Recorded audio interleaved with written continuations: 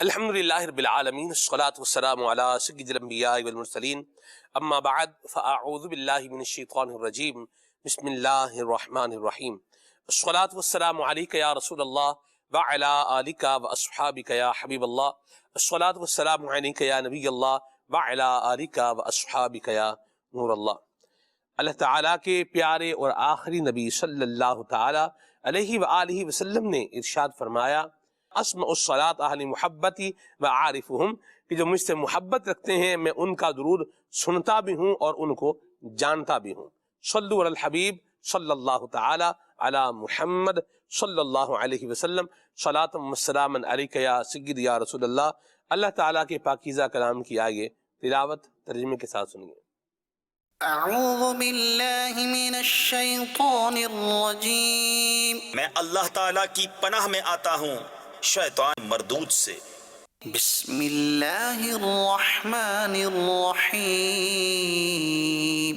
اللہ کے نام سے شروع جو نہایت مہربان رحم والا۔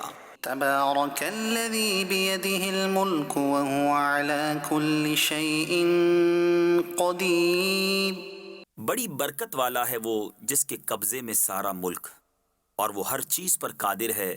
الذي خلق الموت والحياة ليبلوكم أيكم أحسن عملا، وہ جس نے موت اور زندگی پیدا کی کہ تمہاری جانچ ہو تم میں کس کا کام زیادہ اچھا ہے، وهو العزيز الغفور، اور وہی عزت والا بخشش والا ہے۔ الذي خلق سبع سماوات طباقا، جس نے 7 آسمان بنائے ایک کے اوپر دوسرا، ما ترى في خلق الرحمن من تفاوت، تو رحمان کے بنانے میں کیا فرق دیکھتا ہے۔ فارجع البصر هل ترى من فطور، تو نگاہ اٹھا کر دیکھ تجھے کوئی رخنا یعنی خرابی و عیب نظر آتا ہے۔ ثم ارجع البصر كرتين ينقلب إليك البصر خاسئا وهو حسير، پھر دوبارہ نگاہ اٹھا نظر تیری طرف ناکام پلٹ آئے گی تھکی ماندی۔ وَلَقَدْ زَيَّنَّا السَّمَاءَ الدُّنْيَا بِمَصَابِيحَ وَجَعَلْنَاهَا رُجُومًا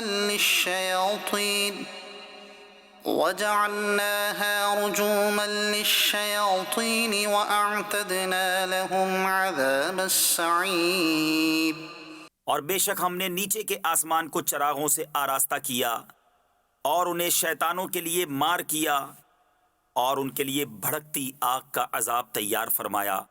وَلِلَّذِينَ كَفَرُوا بِرَبِّهِمْ عَذَابُ جَهَنَّمَ وَبِئْسَ الْمَصِيرُ، اور جنہوں نے اپنے رب کے ساتھ کفر کیا ان کے لیے جہنم کا عذاب ہے اور کیا ہی برا انجام۔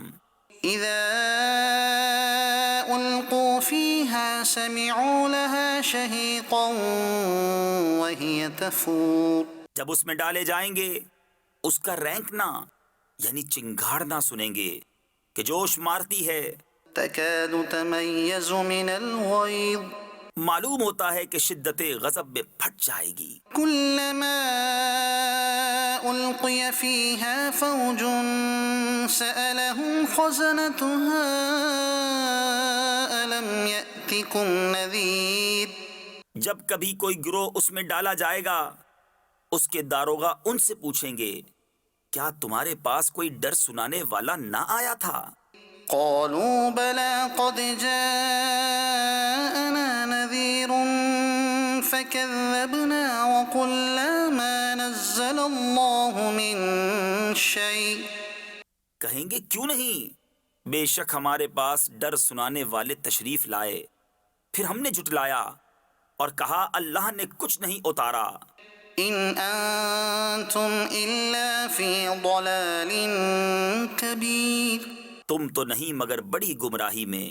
وقالوا لو كنا نسمع او نعقل ما كنا في اصحاب السعير، اور کہیں گے اگر ہم سنتے یا سمجھتے تو دوزخ والوں میں نہ ہوتے۔ فاعترفوا بذنبهم فسحقا لأصحاب السعیر۔ اب اپنے گناہ کا اقرار کیا تو پھٹکار ہو دوزخیوں کو۔ صدق اللہ العظیم۔ اللہ تعالی ہمیں جہنم کی عذاب سے بچائے، دوزخ کی عذاب سے بچائے، اور دنیا میں بھی جو گرمی کے مضر اثرات ہیں اللہ تعالیٰ ان سے ہمیں بھی اور ہماری آل اولاد کو بھی محفوظ و مامون فرمائے۔ مدنی چینل کے ناظرین، پروگرام کا جو موضوع ہے وہ ہے غلط فہمیاں۔ یاد رکھیے، غلطی ہو تو معافی مانگ لینی چاہیے، اور غلط فہمی ہو تو اس کو دور کر دینا چاہیے۔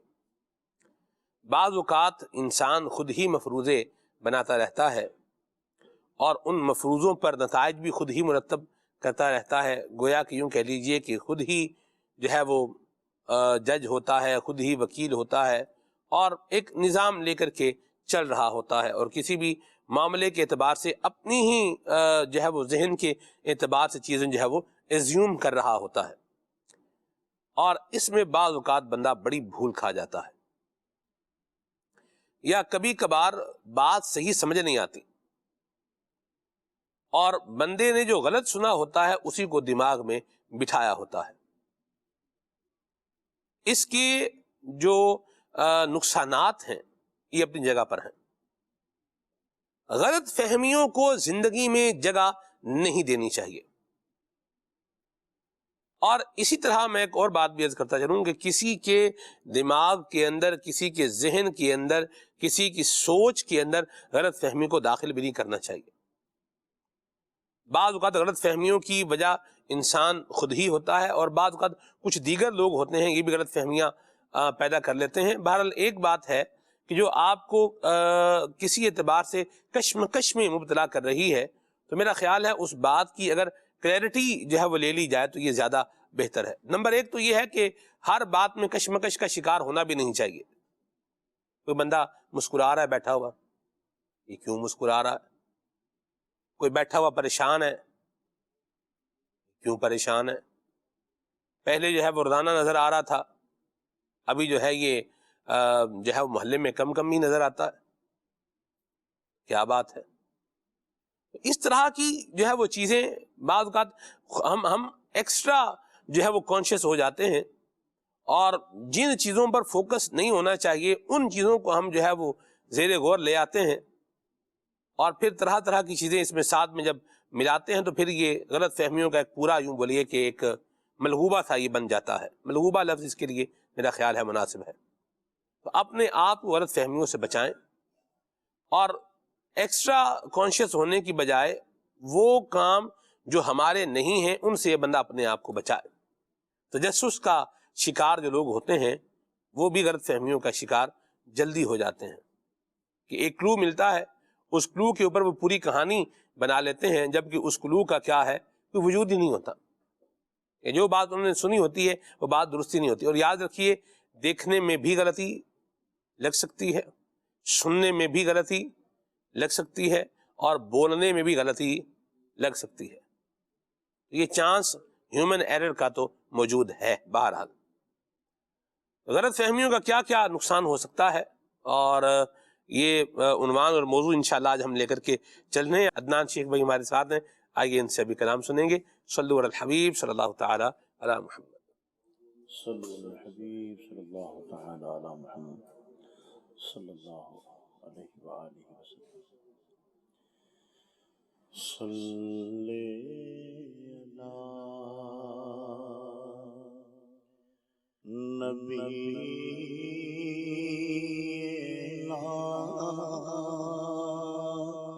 صلی علی محمد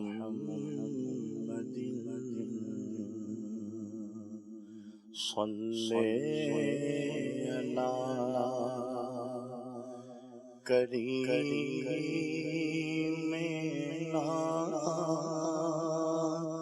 صلی علی محمد۔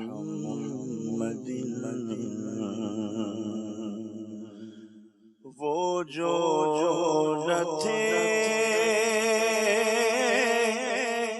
تو کچھ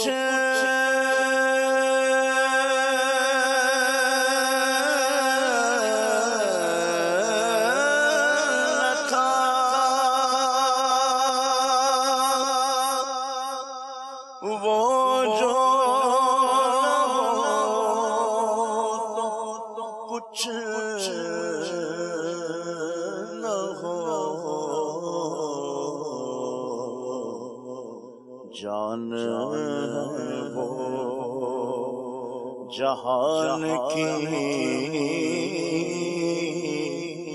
جان ہے تو جہان ہے، پڑھیے صلی علی شفیعنا صلی علی محمد صلی علی کریمنا صلی علی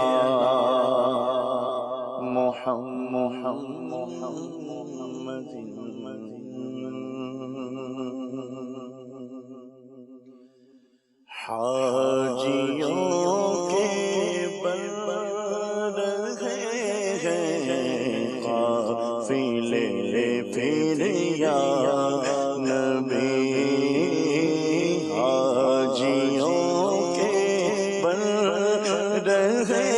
ہیں قافلے پھر یا نبی، پھر نظر میں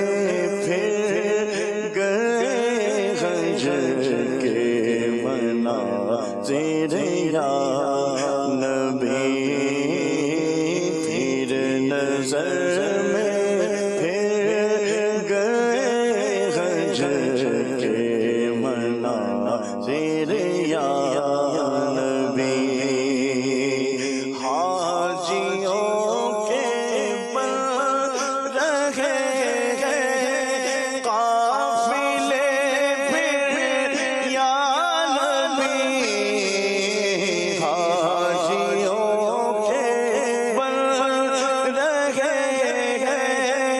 قافلے پھر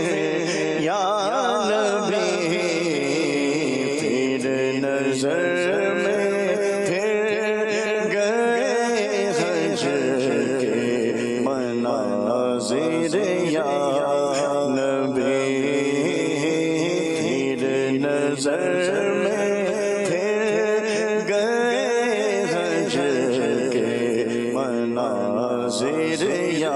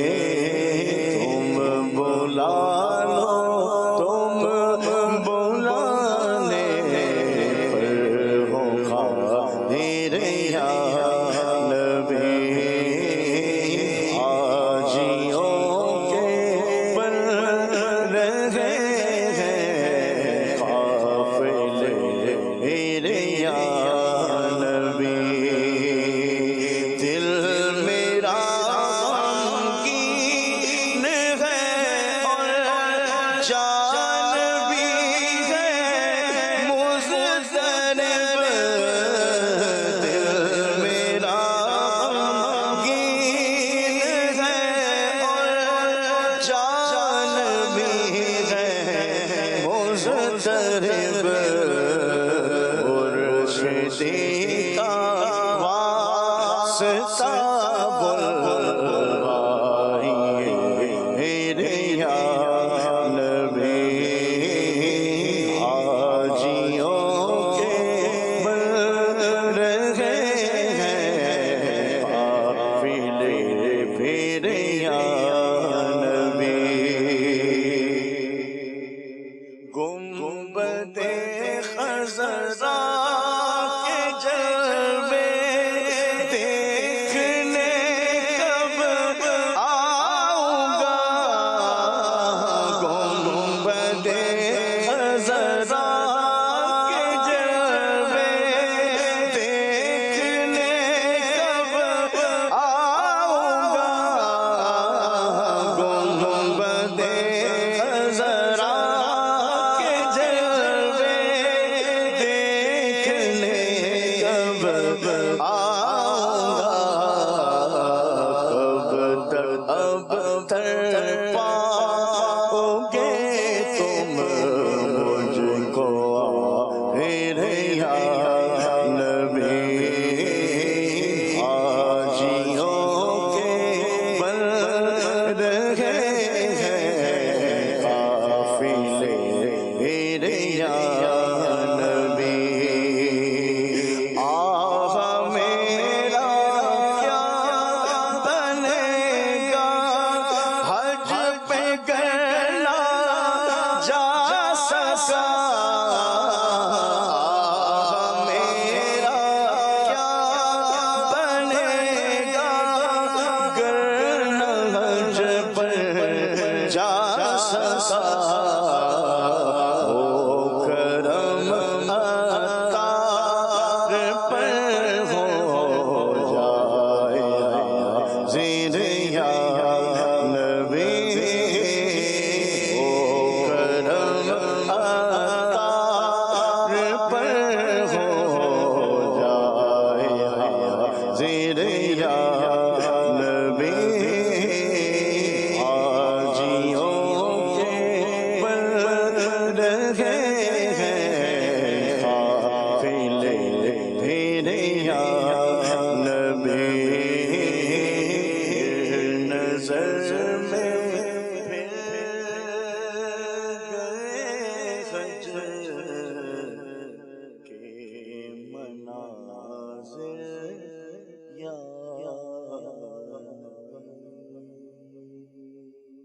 اللہ اللہ اللہ اللہ سبحان اللہ. اللہ ذوق والی اور شوق والی حاضری عطا فرمائے. مدنی چینل کے ناظرین، غلط فہمیوں سے ہم نے اپنے آپ کو بچانا ہے. موضوع کی طرف جب ہم آئیں گے تو پھر اس طرح کی بات کریں گے. آپ بتائیں بلال بھائی کہ غلط فہمیاں یہ لوگوں کے جو ہے وہ ذہن میں دلوں میں پیدا کیوں ہوتی ہیں؟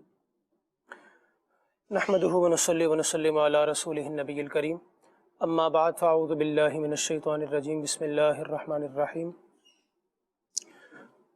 غلط فہمی ہماری زندگی کا ایک وہ حصہ ہے کہ اگر کوئی انسان غلط فہمی کا شکار ہو جائے تو بہت سارے اس کے معاملات زندگی کے خانگی ہوں یا گھر کے باہر کے ہوں، آفس کے ہوں یا اور دیگر معاملات کے ہوں، ان میں بہت بڑے بڑے نقصانات کا سبب یہ غلط فہمی بن سکتی ہے.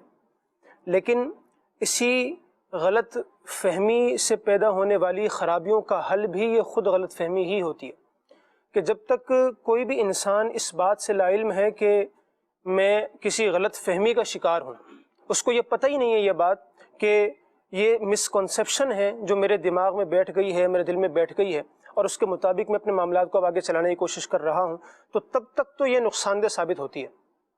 لیکن جیسے غلط فہمی انسان کی دور ہو جائے، اس کو پتہ چل جائے کہ یہ تو میں اس بات کو مس انڈرسٹینڈ کر گیا تھا، تو پھر وہاں پر یہی غلط فہمی اس کے لیے کیلے کے ازالے کا سبب بھی بن جاتی ہے. تو اصل جو فرق ہے غلط فہمی سے ہونے والے نقصان یا فائدے کا، وہ انسان کی علم اور لا علمی کا ہے کہ جب تک لا علم ہے تب تک تو یہ اس کو نقصان پہنچا رہی ہے، جیسے ہی یہ معلوم ہو گئی تو پھر وہاں پر اس کا وہ نقصان ختم ہو جاتا ہے. وہ بھی اگر آدمی عقل مند ہو تو جی، اگر وہ ان چیزوں کو پرکھنے والا ہو، سمجھنے والا ہو، اس بات کا احساس ہو جائے کہ یہ جو معاملہ ہے یہ غلط فہمی ہے، تو اب جہاں اپنے دور کرنے کا ہے وہاں اس کو اپنی غلط فہمی کو دور کر لے، اور جہاں اللہ نہ کرے کسی اور کے دماغ میں بات ڈالی ہوئی ہے تو پھر اس کو بھی اویئر کر دے کہ دیکھیے یہ بات جو تھی یہ یوں نہیں تھی بلکہ کیا تھی، یہ یوں تھی۔ جی ایک مشہور واقعہ ہے کہ حضرت سیدنا امام احمد بن حنبل رحمۃ اللہ تعالیٰ علیہ، آپ شاگرد ہیں حضرت امام شافعی رحمۃ اللہ تعالیٰ علیہ کے۔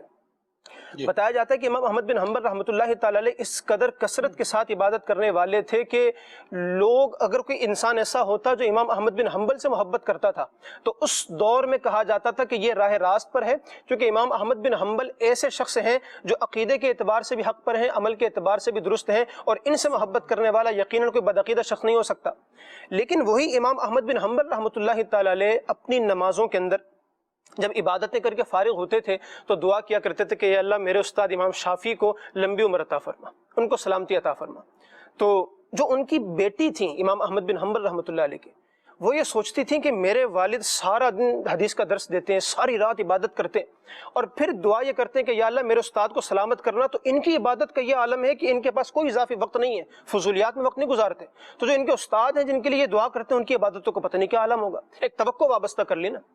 اب ہوا یہ کہ ایک مرتبہ امام شافعی رحمۃ اللہ تعالی کا پیغام آیا کہ میں آپ کے ہاں، آپ کے شہر میں بغداد میں آنا چاہتا ہوں، وجہ یہ ہے کہ مجھے پتہ چلا کہ فلاں صاحب کے پاس ایک حدیث ہے، تو میں ان سے ڈائریکٹ اپنا سماع حدیث کا کرنا چاہتا ہوں تاکہ جو بیچ کے فاصلے وہ ختم ہو جائے اور ڈائریکٹ میں ان سے حدیث سبق سماعت کر لوں۔ اب جب یہ آئے سفر کر کے، بڑا لمبا سفر کر کے آئے، بڑی تھکاوٹ، بڑی تکلیف، بڑا تکلیف دہ سفر تھا۔ جب آپ گھر پر پہنچے تو آپ نے کھانا وانا کھلایا، عشاء کا وقت ہوا، نماز پڑھنے کے لیے چلے گئے۔ جب گھر پہ آئے تو جس کمرے میں امام احمد بن حنبل رحمۃ اللہ تعالی علیہ نے امام شافعی کو ٹھہرایا تھا وہ وہاں پر چلے گئے، امام احمد بن حنبل دوسرے کمرے میں چلے گئے۔ اب وہ جو ان کی بیٹی تھی ان کو جو اشتیاق تھا کہ یار ان کے جو استاد ہیں ان کی عبادت کیسی ہوگی۔ اب ہوا یہ کہ جب تھوڑا سا رات کا کچھ حصہ گزرا، دیکھا کہ میرے والد صاحب تو کمرے کے اندر عبادت میں مصروف ہیں، گریہ و زاری کی آوازیں آ رہی ہیں، رونے دھونے کی آوازیں، تلاوت قرآن کی آوازیں۔ انہوں نے ان کے استاد حضرت امام شافعی رحمۃ اللہ تعالی کا کمرہ تھوڑا سا کھول کے دیکھا کہ اندر کا منظر کیا ہے۔ دیکھا تو کہ بستر ہے، امام شافعی اس پر آرام کر رہے ہیں، سو رہے ہیں۔ تو کہا ہو سکتا ہے سفر کی تھوڑی تھکاوٹ ہے، رات کی کسی پہر بیدار ہوں گے تو عبادت کریں گے۔ تھوڑے وقت بعد پھر دیکھا تو وہی اسی طرح آرام جاری ہے اور وہاں پر گریہ وزاری جاری ہے۔ ساری رات گزر گئی، یہاں تک کہ فجر کا وقت آ گیا۔ یہ حیران و پریشان کہ جن کے لیے میرے والد اتنی دعا کر رہے ہیں، اتنی عبادت گزار ہیں، ان کا عبادت کو تو میں نے کوئی معاملہ مجھے نظر نہیں آیا، صرف فرض پڑھا ہے اور اس کے بعد آرام کر رہے ہیں۔ اب جب فجر کا وقت آیا تو امام احمد بن حنبل رحمۃ اللہ تعالی علیہ نے آواز دی استاد محترم کو کہ آئیں مسجد کو چلتے ہیں نماز فجر کے لیے۔ وہ اٹھے بستر سے اور بغیر وضو کیے ان کے ساتھ مسجد چلے گئے۔ اب یہ معاملہ اور حیران کر دینے والا تھا کہ ساری رات آرام کیا، اس کے بعد صبح اٹھ کے وضو تک نہیں کیا۔ چلو فرض نماز ہی پڑھی صرف اور ساری رات عبادت دی مگر وضو تو کیا جاتا، وضو بھی نہیں کیا، مسجد چلے گئے۔ اب جب مسجد چلے گئے، مسجد سے واپس آئے اور پھر آ کر ناشتے وغیرہ کے جب معاملے سے فارغ ہوئے، اب جب ناشتے میں بھی معمول دیکھا تو وہی بڑا ہٹکے تھا۔ اپنے والد کو دیکھا تھا امام بن حنبل رحمۃ اللہ علیہ کو کھاتے بڑے کم تھے، لیکن امام شافعی رحمۃ اللہ تعالی علیہ نے اچھی طرح سیر ہو کر پیٹ بھر کے کھایا۔ تو یہ بات بھی تھوڑی سی وہ لگی کہ یار جو اہل اللہ ہوتے ہیں وہ تو اتنا کھانا نہیں کھاتے، کیا وجہ؟ اب جب ناشتے سے فارغ ہو کر امام احمد بن حنبل رحمۃ اللہ تعالی نے ان سے پوچھا کہ آپ بتائیں رات کیسی گزری، آپ کو صحیح نیند آ گئی، سفر کی تھکان وغیرہ؟ کہا کہ ہاں ایسا ہی ہے، جب رات کو ہم نے عشاء کی نماز پڑھی تھی تو عشاء کی نماز میں ایک آیت کی تلاوت ہوئی تھی، اس آیت کی تلاوت کو سننے کے بعد میں نے اس آیت میں غور و فکر کرنا شروع کیا۔ ہم گھر پہ آ گئے، تم نماز پڑھنے کے لیے چلے گئے، میں اپنے بستر پر جا کر لیٹا، اسی آیت میں غور و فکر کرنے لگا تو میرے سامنے اس سے ایک مسئلہ سامنے آیا اس آیت سے نکل کر۔ جب میں نے اس مسئلے میں غور و فکر کرنا شروع کیا تو پھر ایک اور مسئلہ سامنے آ گیا۔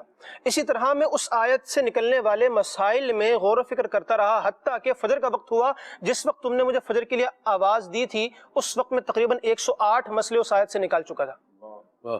اب جب یہ بات پتہ چلی ان کی بیٹی کو تو ان کو پتہ چلا کہ ایک طرف میرے والد کی عبادت ہے جو یقیناً ان کے لیے فائدہ مند ہے، لیکن یہ جو ان کے استاد نے جو اپنے بستر پر رات کو لیٹ کر جو عبادت کی ہے یہ ان سے کروڑوں درجے افضل ہے، چونکہ یہ پوری امت کے کام آنے والی ہے۔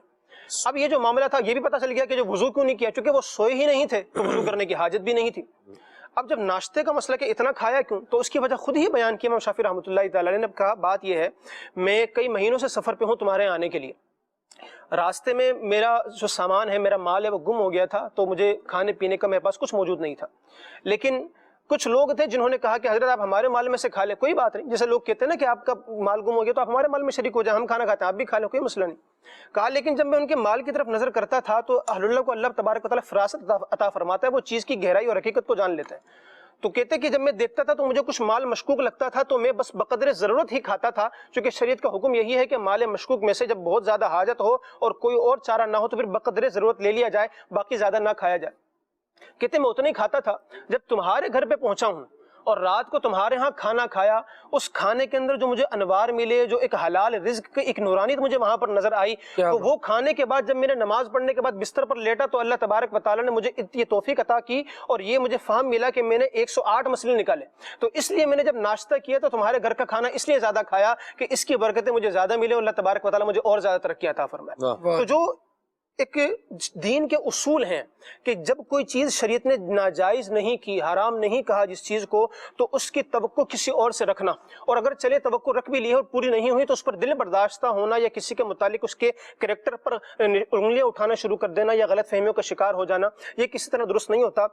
تو انسان ہمیشہ جب بھی کسی کا کوئی معاملہ اس طرح کا دیکھے، خاص طور پر دین کے اندر، تو تحقیق کر لے اس کی، اور جب اسے نظر آئے کہ معاملہ بالکل صاف ہے اور اگلا بندہ فرائض اور واجبات کا پابند ہے اور حرام اور مکروہ تحریمی چیزوں سے بچنے والا ہے، تو پھر وہ اس بات کو یقیناً سمجھ لے کہ اگلے کا کردار اچھا ہے اور اس کے متعلق نہ خود غلط فہمی کا شکار ہو، نہ کوئی دوسرا آ کر کچھ کہے تو تب بھی غلط فہمی کا شکار ہو، تاکہ ایک انسان پر یہ بدگمانی کا دروازہ کھلنے کا سبب نہ بنے، کیونکہ غلط تو ویسے بلال بھائی خوش فہمی کہنا چاہیے، یہ تو خوش فہمی کا ہی شکار نا کہ یہ یوں بھی کرتا ہوگا، یوں بھی کرتا ہوگا۔ دیکھیں دو پہلو ہیں اس بات کے، ایک تو یہ ہے کہ کیا کرنا چاہیے، تو یقیناً عبادت میں جو ہے وہ دل لگانا چاہیے، نوافل بھی پڑھنے چاہیے، روزے نفل روزے رکھنے چاہیے، بڑا اجر و ثواب کا کام ہے، یعنی نیکیوں کی روٹین زندگی میں ہونی چاہیے، لیکن نیکیاں بھی کچھ اوبلیگیٹری ہیں جو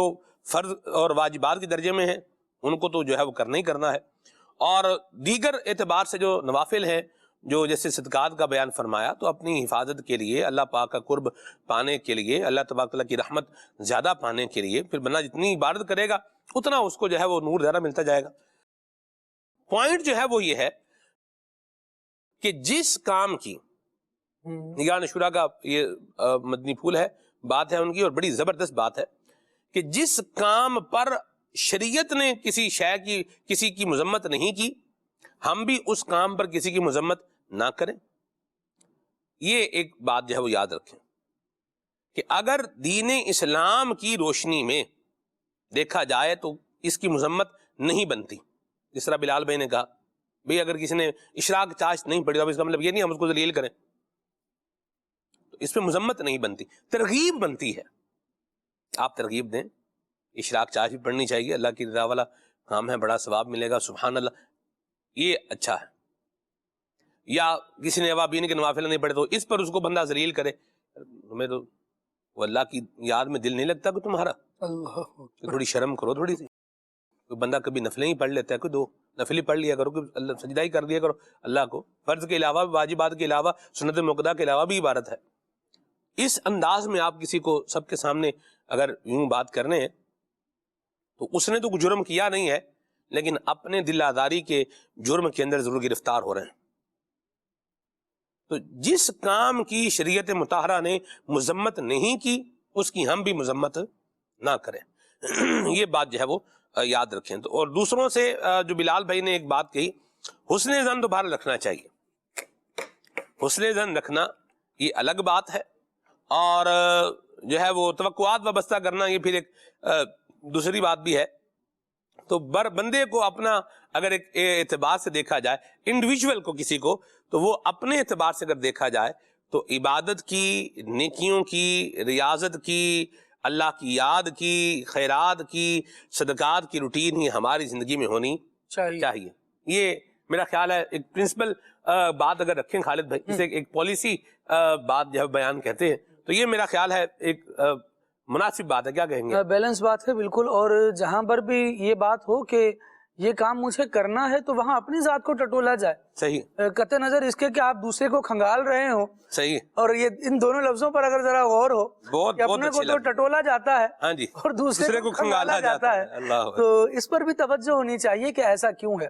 اللہ تبارک و تعالی ہمیں نیکیاں کرنے والا بھی بنائے، نیکی کی دعوت دینے والا بھی بنائے۔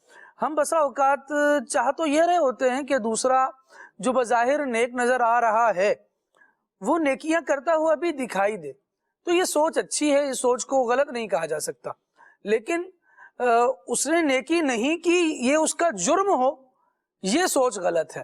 ایسا نہیں ہونا چاہیے۔ بس اللہ رب العالمین جل وعلا کے فرامین کو بندہ دیکھے اور جو عبادات اس نے جس طرح سے بندوں پر فرض کی ہیں اگر وہ ادا کرتے ہیں تو اچھی بات ہے، اور اگر وہ ادا نہیں کر رہے تو ایک مومن ہونے کی حیثیت سے نہ تو میں بدگمانی میں پڑ سکتا ہوں، نہ میں اس کے بارے میں غلط فہمی میں مبتلا ہوں، اور نہ ہی اس کے بارے میں کوئی ایسی الزام تراشیاں کروں جس کی وجہ سے میں اپنا نامہ اعمال کالا کروں۔ رب العالمین جل وعلا نے مومنوں کی شان بیان کرتے ہوئے یہ ارشاد فرمایا ہے کہ مومن جو ہوتا ہے وہ نیکی کی دعوت دینے والا ہوتا ہے۔ اگر کہیں پر کوئی مسنگ نظر آ رہی ہے اور آپ چاہتے ہیں کہ اگلا بندہ نوافل چھوڑ رہا ہے اور وہ اس کی پابندی کرنے والا بن جائے تو بیسٹ ٹول یہاں پر یہی ہے کہ آپ نیکی کی دعوت دیں۔ مرحبا۔ جس نفل پر عمل کرنے کا دوسروں کو کہا جا رہا ہے ایسا بھی تو ہو جائے نا کہ میں اس پر عمل کرنے والا بن جاؤں، میری صحبت کا بھی تو کوئی اثر پڑے۔ ہوتا سلمان بھائی یوں ہے کہ ہم فضیلت نہ اپنی ذات میں تلاش کر رہے ہوتے ہیں، اگرچہ ہو نہ ہو وہ ایک الگ بات ہے، لیکن کہیں برائی ہوگی نا اور اپنی ذات میں ہی نظر آ گئی تو اس میں بندہ ڈھونڈ لیں گے یہ کس کی وجہ سے ہوئی ہے۔ یار تمہارے ساتھ رہ کے نا میری نفل کی عادت بھی چلی گئی، میری یہ عادت بھی ختم ہو گئی، یہ بری عادت پڑ گئی۔ حضرت آپ کی ذات میں بھی کوئی فیض تھا کہ نہیں تھا؟ آپ کی ذات میں اگر ایسی نورانیت اور روحانیت ہوتی تو آپ خود بھی نفل پڑھنے والے ہوتے اور ساتھ جو افراد ہیں وہ بھی اللہ تبارک و تعالیٰ کی یاد سے اپنے دل کو آباد کرتے۔ تو بیلنس پوائنٹ بہرحال جو بات آپ نے ارشاد فرمائی وہی ہے کہ بندہ توقعات دوسروں سے نہ لگائے اور اللہ رب العالمین نے جو احکامات فرض کیے ہیں ان فرائض کی پابندی کرتا رہے۔ پھر جہاں تک بات چلتی ہے غلط فہمی کی، تو غلط فہمی کے بارے میں ایک شعر میں یہاں سنانا چاہتا ہوں۔ کسی شاعر نے بڑی پیاری بات کہی ہے اور کہا ہے کہ ایک غلط فہمی نے دل کا آئینہ دھندلا دیا، ایک غلط فہمی سے برسوں کی شناسائی گئی۔ لوگ برسوں سے جان رہے ہوتے ہیں کسی کو، لیکن جو تیسرا بندہ ہوتا ہے نا وہ کان میں آ کر ایسے سور پھونکتا ہے کہ الامان والحفیظ، یعنی یہ بدگمانیاں پھیلانے والے، غلط فہمیاں دل میں ڈالنے والے، یہ بھی ایک طبقہ ہے معاشرے میں۔ اس طرح کے افراد ہیں جو ہمارے بیچ میں ہی پائے جاتے ہیں، اور اگر ہم ان پر احتیاط کے ساتھ ان کے ساتھ نہ رہیں تو پھر ہم جو اپنے ہیں شاید ان کو کھو دیں۔ غلط فہمیاں پھیلانے والے معاشرے میں اس کے نتائج دیکھیں نا تو بیٹے کو باپ سے جدا کر دیتے ہیں، حالانکہ باپ وہ ہے جو بیچارہ اس بیٹے کو پالنے کے لیے لاکھوں جتن کرتا ہے، اس کے لیے روزگار کمانے کے لیے کتنے پرایوں کی باتیں سنتا ہے، کتنے مقامات پر دیکھا جاتا ہے گالیاں سنتا ہے، جھڑکیاں سہتا ہے، تکلیفیں برداشت کرتا ہے، مشکل حالات میں گھر سے نکلتا ہے۔ ابھی گرمی کا جو عالم ہے، دن میں کھانا پکانے کے لیے ماں اگر بچے کو یہ کہہ دے نا کہ بیٹا بازار سے کچھ لے آؤ تو بچہ کہہ رہا ہے کہ آج بغیر کھائے گزارا کر لیں گے، ایسی سخت گرمی ہے۔ لیکن اس کے باوجود باپ صاحب جو ہیں، والد صاحب جو ہیں، وہ اس گرمی کو سہ رہے ہیں اور باہر جا کر کما رہے ہیں۔ ایسے ہی اس کے لیے ہے اولاد کے لیے۔ جب اتنا زیادہ اولاد کے لیے سیکریفائز کرنے کا اس کا ذہن بنا ہوا ہے، سب کچھ بنا ہوا ہے، اس اولاد کو پروان چڑھتا دیکھ کر یہ باپ ہی تو خوش ہوگا۔ لیکن غلط فہمی پھیلانے والے اور دل میں غلط فہمی کے بیج بونے والے افراد سلمان بھائی اس باپ کو بھی اس کی دی ہوئی قربانیوں سے ہی بے قدرہ کر دیتے ہیں۔ قربانی تو بچے کو پالنے کے لیے باپ نے دی ہے، تو اس قربانی کی اہمیت باپ کے نزدیک، باپ کے دل میں ہونی چاہیے کہ نہیں ہونی چاہیے؟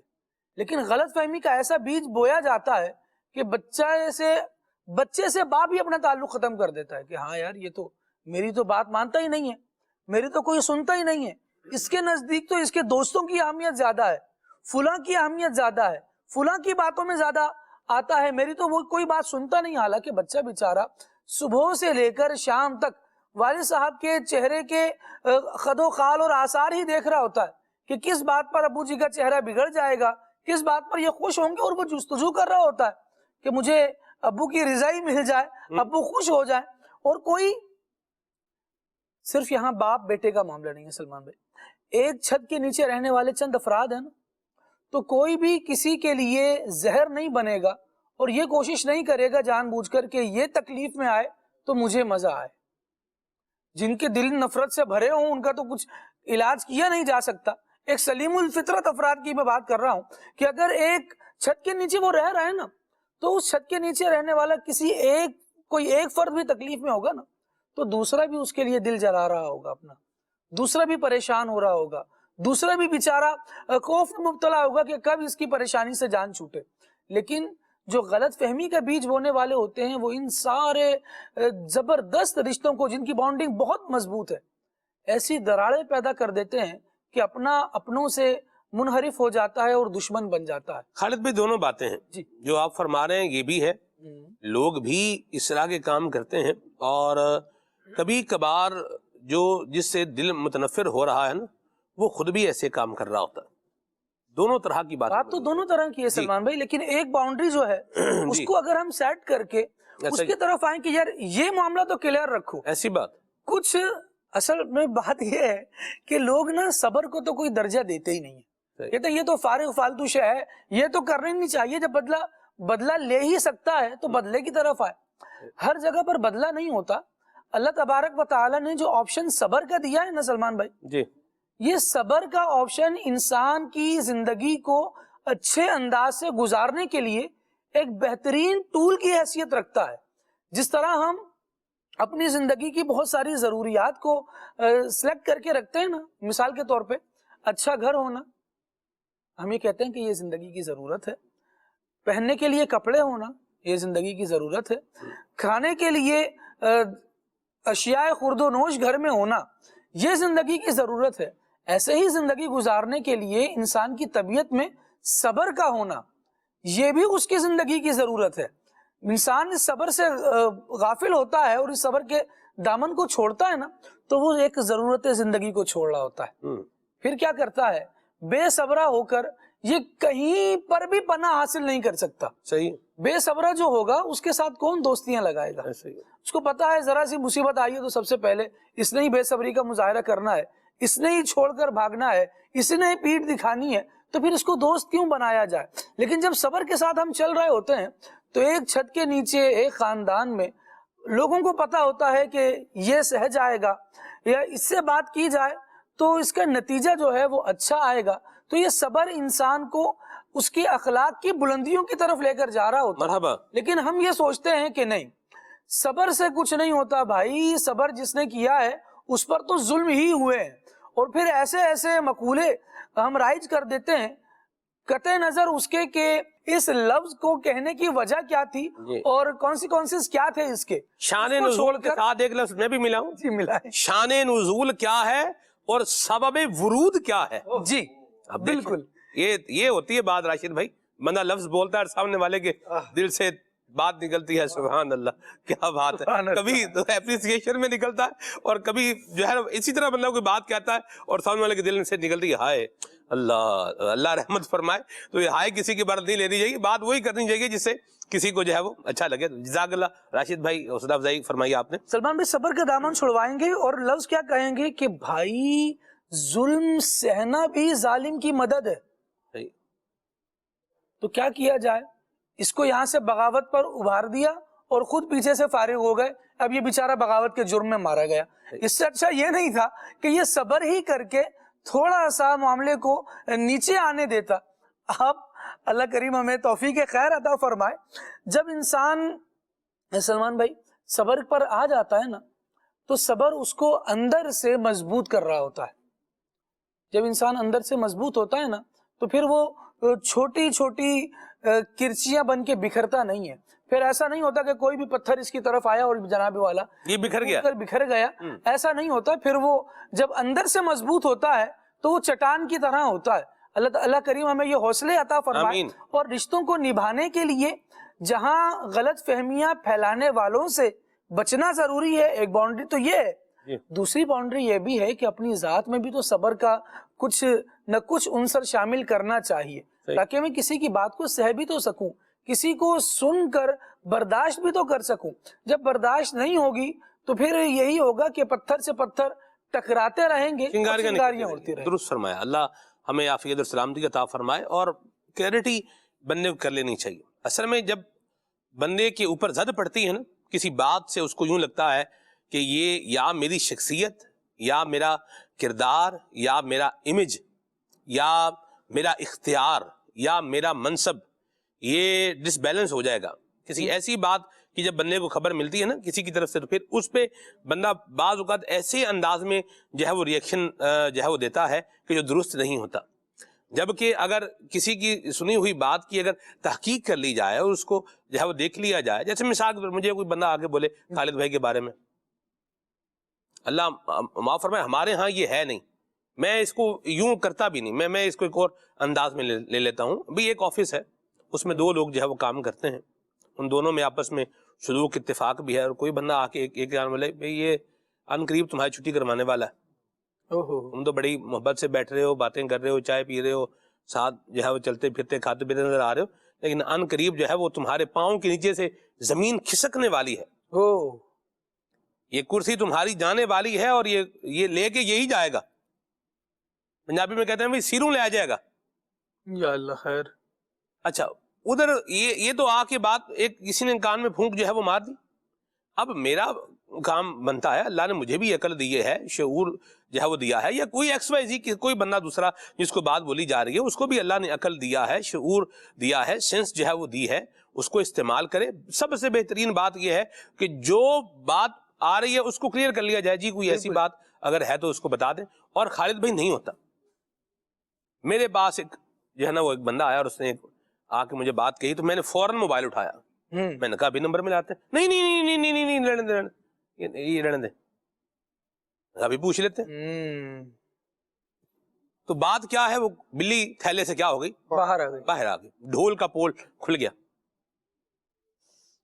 تو یہ چیزیں ہماری بھی ایک ذمہ داری ہے، ان کو بند باندھیں۔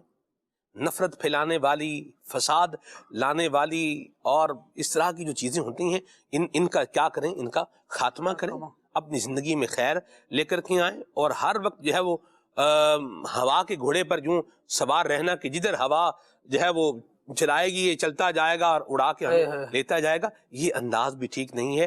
اس کا نقصان الٹیمیٹ طور پر ہمیں ہی ہوگا۔ تو نہ غلط فہمیاں پیدا کریں، نہ غلط فہمیاں پالیں، اور نہ ہی غلط فہمیوں کا شکار ہو کر کوئی ایسا قدم اٹھائیں کہ بعد میں ہمیں اس پر کیا ہو، ندامت ہو، شرمندگی کا سامنا کرنا پڑے۔ یہ میں جو ہے وہ ایک بات جو سمرائز کر کے عرض کرنے کی کوشش کرنا ہوں۔ تو ان چیزوں کو کیا کرنا چاہیے، یاد رکھنا چاہیے، اور یہ اس بات کو بھی فراموش نہیں کیا جا سکتا کہ مجھے ایسا انداز بھی نہیں اپنانا چاہیے کہ میرے انداز کو دیکھ کر لوگ غلط فہمی کا شکار ہو جائیں۔ جس طرح دوسرے کو بدگمانی سے بچنے کا حکم ہے، ویسے ہی میرے لیے بھی یہ حکم ہے کہ میں ایسی جگہ پر کھڑا نہ ہوں، میں ایسے کام نہ کروں کہ کوئی میری وجہ سے کیا ہو، غلط فہمی کا شکار ہو جائے۔ دین اسلام بڑا پیارا دین ہے جو میری عزت کا پروٹیکشن کر رہا ہے، اور ساتھ میں مجھے بھی یہ بتا رہا ہے کہ دیکھو یہاں پر جاؤ گے، تمہاری تہمت کی جگہ پر کھڑے ہو جاؤ گے تو تمہاری عزت خطرے میں آئے گی۔ اتقوا مواد التہمت، کہ بھئی تہمت کی جگہ ہیں، ان سے اپنے آپ کو کیا کرو، بچاؤ۔ تو دونوں طرف بات ہے، میں اپنا انداز بھی جو ہے وہ درست رکھوں گے، کوئی غلط فہمی کا کیا ہو، شکار نہ ہو جائے۔ اور دوسری بات یہ ہے کہ انسان کو بھی چاہیے کہ تھوڑا جو ہے کسی بات کو چھان پھٹک کر اس کی تحقیق کر کے اس کی کلیئر جو ہو سکتا ہے معاملہ اس کو کلیئر کر لیا جائے۔ اور یہ تجربے کی بات ہے مدنی چینل کے ناظرین کہ جب بیش نکالی جاتی ہے تو بیچ میں سے کیا ہے، کچھ بھی نہیں ہوتا۔ اللہ پاک ہمیں عافیت اور سلامتی عطا فرمائے۔ غلط فہمی کے عنوان پر پروگرام ہے، اس سے ریلیٹڈ چیزیں بہت ساری جو ہے وہ ہوتی ہیں، تو کچھ وہ بھی زیر بحث آ ہی جاتی ہیں۔ میں کچھ بات کرنا چاہ رہا ہوں لیکن یہ چونکہ آؤٹ آف کنٹیکسٹ ہو جائے گا لہذا ابھی اس کو ہم نہیں لیتے۔ اللہ پاک ہمیں عافیت اور سلامتی عطا فرمائے، خیر کا ذریعہ بنے۔ بات میں جو ابھی اس کو کنکلوڈ کر رہا ہوں، خیر کا، اپنے لیے بھی دوسروں کے لیے بھی، خیر کا، عافیت کا، سلامتی کا، بھلائی کا، صلح کا، راحت کا، سہولت کا، آسانی کا اور شفقت کا ذریعہ بنے۔ یہ دین اسلام کی جو آپ تعلیمات دیکھیں تو وہ اسی انداز کے اندر ہمیں اپنی زندگی گزارنے کا طریقہ بتا رہی ہیں۔ راشد بھائی، لوگ جو ہے وہ بعض اوقات کیا ہوتے ہیں کہ آخرت کے حوالے سے بھی غلط فہمی کا شکار ہو جاتے ہیں، اس کے حوالے سے کچھ بتائیں، یہ کیا ہوتا ہے، کیوں ہوتا ہے، کیسے ہوتا ہے؟ بسم اللہ الرحمن الرحیم۔ سلمان بھائی، قرآن کریم میں ایک عقیدہ جو کثرت کے ساتھ بیان کیا گیا، عقیدہ آخرت۔ عقیدہ آخرت میں کیا ہے کہ مرنے کے بعد دوبارہ اٹھایا جائے گا، جسموں کو زندہ کیا جائے گا، اللہ کی بارگاہ میں حساب کتاب کا معاملہ ہوگا۔ سورہ مریم کی آیت نمبر 73 نمبر آیت میں اللہ تبارک و تعالیٰ نے ان کافروں کا حال بیان کیا کہ جو آخرت کے معاملے میں غلط فہمی کا شکار تھے، دنیاوی مال و دولت کو دیکھ کر، دنیاوی حشمت کو دیکھ کر، دنیاوی روب دبدبے کو دیکھ کر وہ یہ سمجھ بیٹھے کہ شاید یہ چیزیں اس بات کی دلیل ہے کہ اللہ تعالیٰ ہم سے راضی ہے اور ہمیں آخرت میں اب کوئی پوچھا نہیں جائے گا، اور چونکہ مرنے کے بعد ہمیں کون سا دوبارہ زندہ کیا جانا ہے۔ تو اب وہ مسلمانوں کو یوں سمجھے کہ تانا دیا کرتے تھے اس بات پر کہ تم جو اس طرح غربت کی زندگی گزار رہے ہو، تم جو اپنے آپ کو اس طرح قسم پرسی کے عالم میں مبتلا کیے ہوئے ہو، تو یہ تمہاری یہ حالت بہتر ہے یا ہماری حالت بہتر ہے؟ تو اللہ تعالیٰ نے اس بات کو قرآن پاک میں اس انداز سے بیان کیا، ارشاد فرمایا وَإِذَا تُتْلَى عَلَيْهِمْ آيَاتُنَا بَيِّنَاتٍ، فرمایا اور جب ان کے سامنے ہماری روشن آیات کی تلاوت کی جاتی ہے، قَالَ الَّذِينَ كَفَرُوا لِلَّذِينَ آمَنُوا، فرمایا تو کافر ایمان والوں سے کہتے ہیں أَيُّ الْفَرِيقَيْنِ خَيْرٌ مَقَامًا وَأَحْسَنُ نَدِيًّا، دونوں گروہوں میں کس کا مکان بہتر اور مجلس اچھی ہے۔ یہ آیت نضر بن حارث اور دیگر جو کفار مکہ تھے، مشرکین تھے، ان کے رد میں نازل ہوئی تھی کہ جو مسلمانوں کو اس طرح تانا زنی کیا کرتے تھے اور بتایا کرتے تھے کہ دیکھو ہم کتنی خوشحال زندگی گزار رہے ہیں، اور جب ان کے سامنے آیات تلاوت کی جاتی جس میں بیان کیا جاتا کہ مرنے کے بعد دوبارہ زندہ کیا جائے گا، اللہ کی بارگاہ میں پیش کیا جائے گا، تو اس طرح خود بھی غلط فہمی میں مبتلا تھے اور مسلمانوں کو بھی غلط فہمی میں مبتلا کرنے کی کوشش کیا کرتے۔ تو اللہ تعالیٰ نے آگے ان کو ارشاد فرمایا وَكَمْ أَهْلَكْنَا قَبْلَهُمْ مِنْ قَرْنٍ هُمْ أَحْسَنُ أَثَاثًا وَرِئْيًا، فرمایا اور ہم نے ان سے پہلے کتنی قومیں ہلاک کر دیں جو ساز و سامان میں اور دکھائی دینے میں ان سے زیادہ اچھے تھے۔ ان آیات کی تفسیر میں مفسرین کرام نے جو بیان کیا اس کا خلاصہ یہ ہے کہ یہ تو کفار کا طریقہ تھا کہ کفار مال و دولت اور اس طرح کی چیزوں کو دیکھ کر اس غلط فہمی میں مبتلا تھے کہ شاید اللہ تعالیٰ ہم سے راضی ہے اور ہم آخرت میں ہم سے کوئی پوچھ گچھ کا معاملہ نہیں ہونے والا، جو کچھ ہے یہ دنیا ہی کی زندگی ہے۔ لیکن اس کو دیکھ کر مسلمان جو مالدار کفار کو دیکھ کر جو غلط فہمی کا شکار ہو گئے، اور آج بھی اگر دیکھا جائے تو یہ چیزیں ہمیں زبان حال سے یہ بتاتی ہیں مسلمانوں کی اور عام لوگوں کی کہ جس انداز سے زندگی گزار رہے ہیں، نہ نمازوں کی فکر ہے، نہ قرآن کی فکر ہے، نہ نیکیوں کی فکر ہے، گناہوں بری زندگی ہے، یا سود ہے، رشوت ہے، اس طرح اور بہت سارے گناہ ہیں، لوگوں پر ظلم ہے، دھوکہ ہے، خیانت ہے، یہ جو معاشرے کے اندر اس طرح کی چیزیں عام ہو رہی ہیں۔ تو اب ان لوگوں کو اگر پوچھا جائے، بات کی جائے، تو ایسا نہیں کہ یہ ان کا عقیدہ نہیں ہے کہ ہمیں مرنا نہیں ہے، مرنے کے بعد دوبارہ اٹھایا جانا نہیں ہے، لیکن اس غلط فہمی کا گویا کہ زبان حال سے یہ ہمیں شکار نظر آتے ہیں کہ بھائی جو کچھ ہے دنیا کی زندگی، اور بات تو بولتے بھی ہیں ایسے کہ یار جو کچھ ہے نا دنیا کی زندگی، بھائی جو کھانا کمانا یہ کر لو۔ اچھا، دوسرے جو مالدار لوگ ہیں یا فاسق و فاجر کہہ لیں یا غیر مسلم کہہ لیں، ان کے پاس بڑی بڑی گاڑیاں، بڑے گھر، ان کا کاروبار، دنیا میں ان کا نام، بظاہر کامیابی کو دیکھ کر وہ سمجھتے کہ یار اللہ ان سے راضی ہے جبھی تو اتنا دیا جا رہا ہے ان کو۔ اگر معاذ اللہ ثم معاذ اللہ اگر اللہ ہم سے راضی ہوتا یا ہم پر کوئی رحمت ہوتی تو ہمیں اس طرح نوازا جاتا۔ تو ان لوگوں کو دعوت فکر دی جا رہی ہے کہ دیکھو یہ جو تم دنیاوی طور پر ان لوگوں کو دیکھ رہے ہو نا، ان سے پہلے جو قومیں گزری ہیں ذرا ان کے حال پر غور و فکر کرو۔ قارون کتنا زیادہ خزانے والا تھا، اس کے خزانوں کی چابیاں ایک جماعت اٹھایا کرتی تھی۔ پھر اور اس طرح بڑے بڑے جو لوگ تھے، قوم عاد بہت طاقتور قسم کی قوم تھی، شعیب علیہ السلام کی قوم بہت طاقتور قوم گزری ہے، صالح علیہ السلام کی قوم بہت طاقتور مال و دولت والی قوم گزری ہے، لیکن کیا ہوا کہ یہ لوگ تباہ و برباد ہو گئے، آج ان کا نام و نشان مٹ گیا۔ قوم لوط بڑی بڑی ان کی بستیاں تھیں، بڑے خوبصورت ان کے مکانات تھے، لیکن کیا ہوا، تباہ و برباد ہو گئے۔ تو یہ دعوت فکر دی جا رہی ہے کہ اللہ رسول پر ایمان رکھنے والا کسی کی دولت کو دیکھ کر، کسی کی کامیابی کو دیکھ کر، کسی کے خوبصورتی کو دیکھ کر، اسٹینڈرڈ جو اس کا بظاہر دنیا کے اندر، اس کو دیکھ کر غلط فہمی میں مبتلا نہ ہو کہ اللہ تعالیٰ ان سے راضی ہے۔ اللہ تعالیٰ راضی کس سے ہے؟ اللہ راضی اس سے ہے جو اللہ کا فرما بردار ہے، جو نیکی کرنے والا ہے، جو مخلوق خدا کے ساتھ خیر خواہی کا برتاؤ کرنے والا ہے۔ دین اسلام کی خوبصورتی کیا ہے کہ دین اسلام نے جو ایک درس دیا ہے امن کا، سکون کا، بھائی چارے کا اور خیر خواہی کا جو درس دیا ہے، اسی کے اندر کامیابی ہے۔ اگر ہم قرآن پڑھتے ہیں جو اللہ کی لاریب سچی کتاب ہے، اس میں اللہ کے نزدیک جو عزت والا بندہ وہ کیا ہے؟ جو تقوی والا ہے، پرہیزگاری والا ہے، خوف خدا رکھنے والا ہے۔ تو بحیثیت مسلمان ہم سب کو چاہیے کہ ہم اپنی دنیا کے ساتھ ساتھ آخرت کی فکر کریں۔ اب دیکھیے قرآن پاک میں اللہ تبارک و تعالیٰ نے ایک مقام پر ارشاد فرمایا کہ 25ویں پارے میں ہی من کانا یرید حرث الآخرتی نزید لہ فی حرثی، فرمایا کہ جو بندہ یعنی آخرت کی کھیتی چاہے ہم اسے اس میں زیادتی دیں گے، اور اس سے پہلی والی آیت میں فرمایا کہ جو دنیا چاہے ہم اسے اتنا ہی دیں گے، لیکن آخرت میں اس کا کوئی حصہ نہیں۔ تو اگر دنیا کے اندر کسی بندے کو کچھ مل رہا ہے تو اس کا مطلب یہ ہرگز نہیں، اس غلط فہمی میں مبتلا نہیں ہونا چاہیے کہ یار یہ شاید اللہ تعالیٰ اس بندے سے راضی ہے۔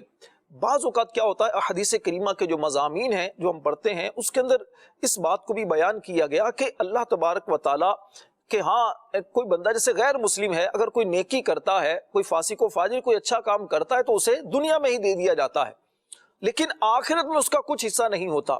لیکن جو نیک انسان ہے، مسلمان ہے، اگر وہ دنیا کے اندر کچھ کام کرتے ہیں تو بعض اوقات اسے دنیا میں اگر نہیں ملتا تو اس کی وجہ یہ ہرگز نہیں ہوتی کہ اللہ اس سے راضی نہیں ہے، بلکہ اللہ تعالیٰ اس کے سبب اس کے جو آنے والے معاملات، اس کی پریشانیاں اس سے دور کر دی جاتی ہیں، اور آخرت میں اس کا جو اجر و ثواب ہے یہ جب دیکھے گا تو انشاءاللہ پھر پتہ چلے گا۔ تو اس لیے دنیا کے اندر اس طرح کی چیزوں کو دیکھ کر انسان کو غلط فہمی کا شکار نہیں ہونا چاہیے۔ صحیح ہو گیا۔ اور جی میں لینا چاہوں گا جی جی جی کہ بعض اوقات انسان کو یہ لگتا ہے کہ جس کیفیت میں یا جس حالت میں موجود ہوں، جن حالات کا مجھے سامنا کرنا پڑ رہا ہے، تو بس یہی تکلیف دہ ہے۔ جو دوسرا ہے تو وہ بڑے مزے میں ہے، یا اس کو یہ لگتا ہے کہ میں غریب ہوں تو غربت ایک تکلیف ہے، اور جو مالداری ہے وہ بڑی راحت ہے، حالانکہ مالداری کے اپنے مسائل ہیں، غربت کے اپنے مسائل ہیں۔ ایسا ہی بندہ بعضوں کا سوچتا ہے کہ میں اس کیفیت میں چلا گیا، مالدار ہو گیا تو میری اس تکلیف کا خاتمہ ہو جائے گا۔ ایک واقعہ بیان کیا جاتا ہے کہ ایک دھوبی کا گدھا تھا، تو دھوبی شاہی محل جاتا تھا تو وہاں کے جو ملبوسات تھے تو بادشاہ کے پہننے کے اور جو پورے وزیروں کے پہننے کے وہ سارے وہی دھویا کرتا تھا، بہت اعلیٰ درجے کا دھوبی جسے کہہ سکتے ہیں کہ بڑے بڑوں کے کپڑے دھونے والا۔ تو دھوبی بھی اللہ رحمت فرمائے، دھوبی بھی اعلیٰ قسم کا ہو تو مرحبا، ورنہ دھوبی بھی جو کام کرتا ہے نا وہ بس پھر بندے کو پھر پریشان بھی کر ہی دیتا ہے۔ اللہ رحمت فرمائے۔ ایسے ایک برصغیر تذکرہ بات ہوئی تو میں نے کہا چلے ایک بات ہو جائے۔ اب ہوتا یہ تھا کہ وہ دھوبی جب بھی شاہی محل میں جاتا تھا تو گدھا بھی ساتھ ہی جاتا تھا۔ اب وہ گدھا وہاں دیکھتا تھا کہ ایک شاہی استبل ہے جہاں پر گھوڑے ہیں اور ان کا خیال رکھنے والے ہیں، اور جو ان کو میوہ جات کھلائے جا رہے ہیں، جو غذائیں ان کو کھلائی جا رہی ہیں، اور جانور ہو کر جو پروٹوکول ان کو دیا جا رہا ہے۔ تو وہ یہ دیکھتا تھا جس بستی میں ہوں وہاں پر انسانوں کی وہ حالت نہیں جہاں پہ جانوروں کی وہ حالت ہے۔ تو وہ روز جب بھی اس کا جانا ہوتا شاہی محل میں تو وہ اندر سے کپڑے کلیکٹ کرنے کے لیے جاتا تھا، تو یہ ان پر نظر ڈال کے بڑی حسرت سے دیکھتا تھا کہ میں گدھا ہوں، یہ گھوڑے ہیں، میں دھوبی کا گدھا ہوں، یہ شاہی گھوڑے ہیں۔ یہ اس طرح کی اس کی کیفیت تھی، مربے کھا رہے، کیا بات ہے۔ ایک عرصہ اسی طرح گزرتا رہا بالکل۔ اب اچانک ہوا یوں کہ جنگ کا اعلان ہو گیا، کسی اور ملک نے حملہ کر دیا یہاں پر، اور ہوا جی کہ اب جنگ کرنی ہے سب نے۔ اب وہی جو گھوڑے تھے جن کو اس نے ناز و نام میں پلا دیکھا تھا وہی سارے چلے گئے میدان جہاد کے اندر، سارے وہاں جنگ میں گئے۔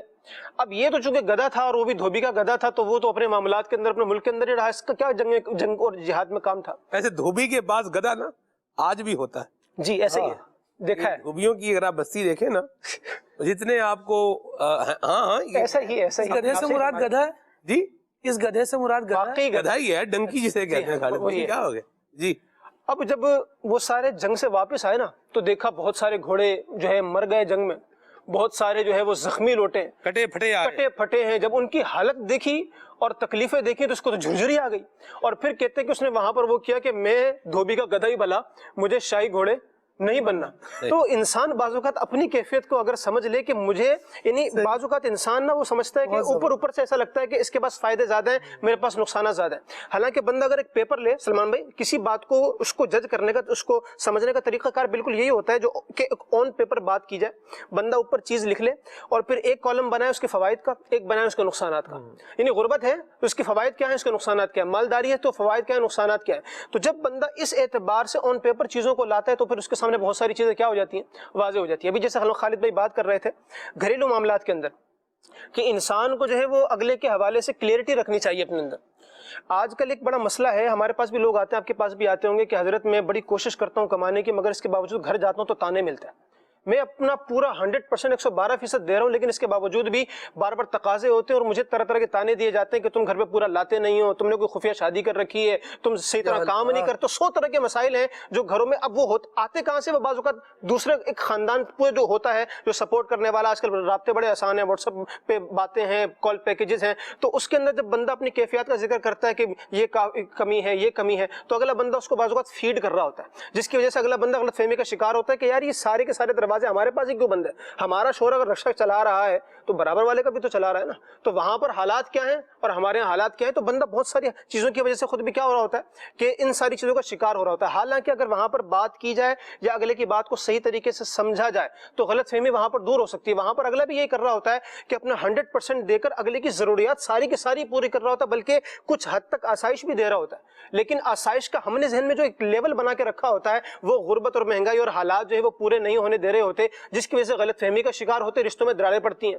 دوسرا, اگر دوسری شخص کوئی بات فیڈ کر رہا ہے تو آپ نے خامخواہ اس کو اپنے ذہن میں بٹھا کر اگلے کو اسی پہ پرکھنا کیوں شروع کر دیا. کہتے ہیں کہ غلام تھا کسی زمانے میں, غلام بہت اچھا تھا لیکن بازار میں ہی رہتا تھا, اس کو خریدتا کوئی نہیں تھا. کیوں؟ جو خریدنے کے لیے جائے تو آقا ایک بات کہ بولا دیکھو لے جاؤ, کام بہت اچھے کرتا ہے, مگر ایک بات بتا دوں یہ ہے جھوٹا. سال میں ایک بار جھوٹ بولتا ہے, مگر وہ ایک جھوٹ اس کا ایسا ہوتا ہے کہ تباہی آ جاتی ہے. تو کوئی ہر بندہ ڈر جاتا تھا وہاں پر. اب ہوا یہ کہ ایک شخص آ گیا, اس نے کہا یار کام اچھے کرتا ہے نا, جب جھوٹ بولے گا تو میں بڑا میں پرکھ لوں گا, میں دیکھ لوں گا, مجھے نہیں گھماتا. لے گیا جی, کام بڑے اچھے کر رہا ہے جی, وہ بھی خوش, مالکن بھی خوش, گھر کے سارے افراد خوش, اعتماد بھی سب کا جیت لیا. ظاہر سی بات ہے جب نوکر اس طرح کا ہو تو اعتماد بھی حاصل ہو جاتا ہے. اب جب سال گزرنے کے قریب آیا نا تو وہی جو ایک معاملہ تھا کہ بھئی اپنا جھوٹ کا کوٹا تو پورا کرنا ہے, سالانہ جھوٹ کا. تو اس نے کیا کیا, بولا یہ میں آپ کو بتا دوں جو مالکن ہے نا انداز اچھے نہیں ہیں, میں نے دیکھا ہے, مجھے شک ہے کہ یہ جو ہے نا وہ آپ کو مار کر آپ کی ساری دولت ہتھیا کر پھر کہیں اور جو ہے وہ بوریا بستر باندھ کے نکل جانا ہے. میں آپ کو پہلے سے خبردار کر رہا ہوں کہ آپ میرے مالک ہیں, آپ کے مجھ پہ بڑے احسانات ہیں. میں نے کہا میں آپ کو یہ بات بتا دوں. اچھا, اور جب ایک اعتماد والا آدمی اس قسم کی بات کرے جو گھر کے اندر رہنے والا, ہم تو مالک باہر بھی جائے گا کاروبار دیکھنے کے لیے, اس کے دل میں بات بیٹھ گئی. اب وہ گیا مالکن کے پاس, کہا میں آپ کو بتا دوں آقا جو ہے ایک تو ساری دولت گھر لاتے نہیں ہے, دوسرا یہ کہیں اور ان کا حساب کتاب بننے جا رہا ہے. اور میں نے کہا کہ آپ کے بڑے احسانات ہیں, آپ بڑی شفقت کرتی ہیں, تو میں نے کہا میں آپ کو بتا دوں, ہاں اگر آپ چاہیں تو جو مالک ہیں ان کا دل آپ کی طرف پھیرنے کے لیے میں آپ کو ایک طریقہ پیش کر سکتا ہوں, اس طریقے پہ عمل کر لیں تو فائدہ ہوگا. مالک نے فوراً کہا, اور تو بڑی جلدی باتوں میں آ جاتی.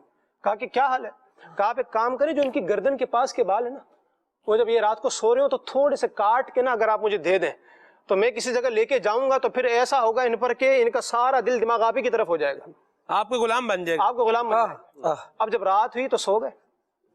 جب سونے کے حیران ہوں, محبوب قدموں میں اور شوہر کو غلام بنانے کے چکروں میں لوگ جو ہے وہ لگے ہوئے, کیا کریں, اس پہ بات کرتے ہیں. جی بلال بھی کنٹینیو کریں آپ. اب جب رات کو سوئے تو جو مالک تھا وہ سویا نہیں تھا, سوتا بنا تھا, اور جو مالکن تھی وہ بھی سوتی بنی تھی, کیونکہ اس نے وہ کارنامہ انجام دینا تھا. اب کیا ہوا, جب رات کے تھوڑا اندھیرا گہرا ہوا تو وہ اٹھی اور اس طرح لیا اور جیسی گلے کے قریب آئی. اب آپ کو پتہ ہے ایک بندہ سو نہیں رہا, ہلکی آنکھوں کی جھری سے دیکھ بھی رہا ہے, اور اس کو دکھے کہ بھئی سامنے ایک بندہ اس کے پاس جو ہے وہ اس طرح لے کے آ رہا ہے, تو وہ کیا سمجھے گا کہ ظاہر سی بات ہے بال تو نہیں کاٹنے آئے گا, گلا ہی کاٹنے آئے گا. تو جیسے مالک نے یہ دیکھا اور وہ قریب آئی بال کاٹنے کے لیے, تو اس نے فوراً اس کو پکڑا, اس طرح پھیرا اور معاملہ اس کا ختم کر دیا. وہاں سے اس کے گھر والے آئے, انہوں نے اس کو جو ہے نا وہ مارا پیٹا اور یہ بھی دنیا سے چلا گیا. اب وہ جو ایک جھوٹ تھا اس کی وجہ سے گھر میں دیکھیں پورے کا پورا جو خاندان تھا وہ تباہ ہو کے رہ گیا. تو بات وہ یہ ہے کہ غیروں سے کہا تم نے, غیروں سے سنا تم نے, کچھ ہم سے کہا ہوتا, کچھ ہم سے سنا ہوتا. تو اگر بندہ وہاں پہ کلیئرٹی رکھ لے نا تو بہت ساری چیزوں کے اندر زندگی آسان ہو جاتی ہے, اور یہ غلط فہمیوں کا جو معاملہ ہے وہ ختم ہو جاتا ہے. درست فرمائے, اللہ رحمت فرمائے اور فضل فرمائے. اور ہمیں اللہ تعالیٰ عافیتیں عطا فرمائے، غلط فہمیوں سے اللہ ہمیں بچنے کی توفیق عطا فرمائے، ورنہ ان کا نقصان کیا ہوتا ہے بہت بھیانک ہوتا ہے۔ جیسے آپ نے بلال بھائی نے جو ایک واقعہ بیان فرمایا اس کو سنا ہے، تو سامنے والے کو اپنے بس میں کرنا یہ بھی بعض اوقات غلط فہمی ہوتی ہے۔ کردار بندے کا ایسا ہونا چاہیے کہ سامنے والا آپ کی بات رکھے، بات مانے۔ تو نہ شوہر غلام بنانے کے لیے ہوتا ہے، نہ بیوی جو ہے وہ پاؤں میں جوتی بنانے کے لیے ہوتی ہے۔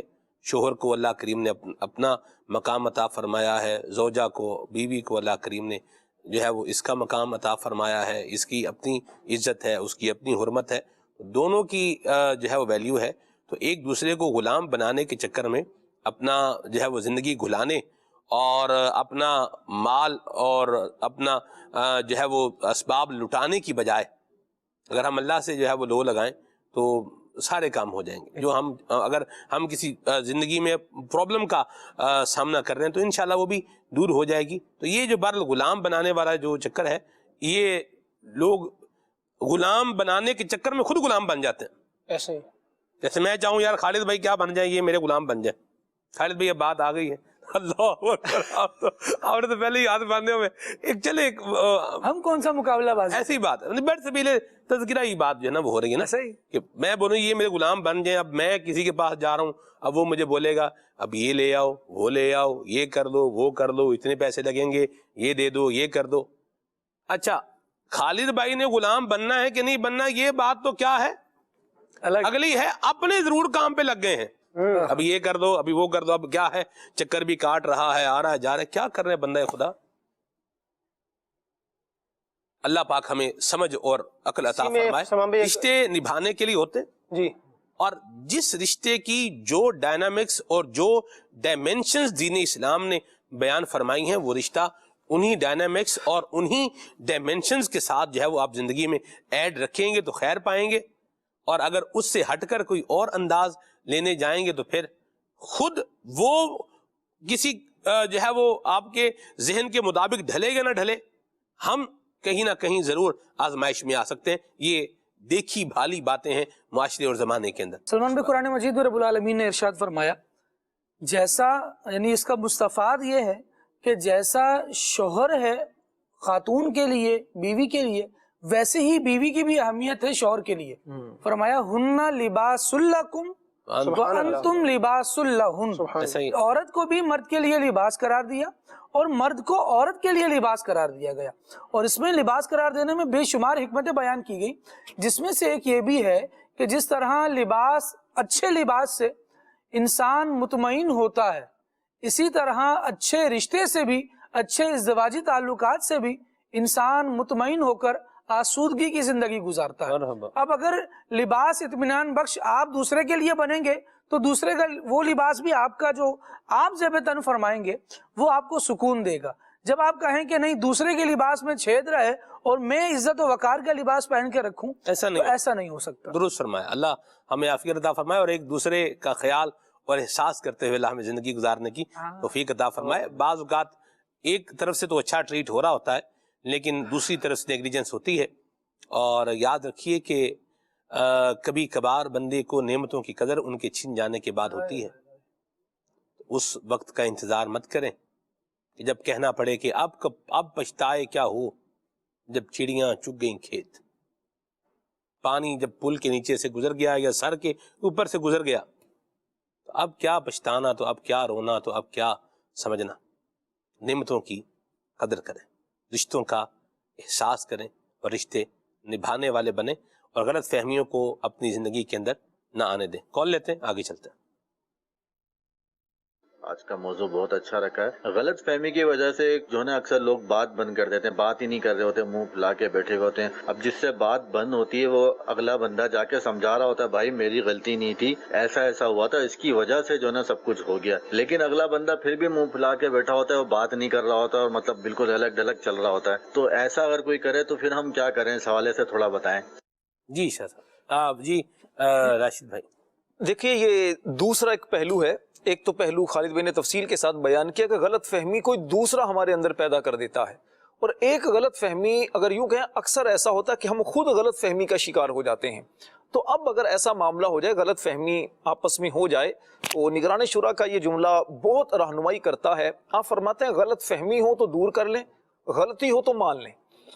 اولاً تو جس کی غلط فہمی ہو, جسے غلط فہمی ہوئی, اسے چاہیے کہ وہ اس بندے سے خود رابطہ کرے کہ میرے بھائی مجھے آپ کے بارے میں یوں پتا چلا ہے, میں نے آپ کو فلاں جگہ دیکھا تھا, میں نے آپ کے بارے میں ایسا سنا ہے, اب آپ بتائیے آپ کیا اس بارے میں کہتے ہیں. اب جو بندہ ہے وہ آپ کو وضاحت کرے گا کہ حضور میرے یہ معاملات ہیں, فلاں معاملہ آپ نے دیکھا تھا نا, دراصل بات یہ تھی, اچھا فلاں وقت میں لیٹ ہوا تھا نا, وجہ یہ بنی تھی, میں نہیں آیا تھا آپ کے بچے کی شادی میں, تو یار میرے ساتھ یہ پرابلم ہو گئی تھی. تو وہ وضاحت کرے گا, غلط فہمی دور ہو جائے گی. ایک بات تو یہ. دوسرا یہ ہے کہ اب اگر مثال کے طور پر مجھے پتا چلا کہ آپ کو مجھ سے غلط فہمی, آپ کو غلط فہمی ہوئی, آپ مجھ سے بات نہیں کر رہے, اب میں خود آپ کے پاس جاتا ہوں, جا کر آپ کو وضاحت کر دیتا ہوں کہ حضور بات یہ ہے, تو آپ غلط فہمی کا شکار نہ ہو.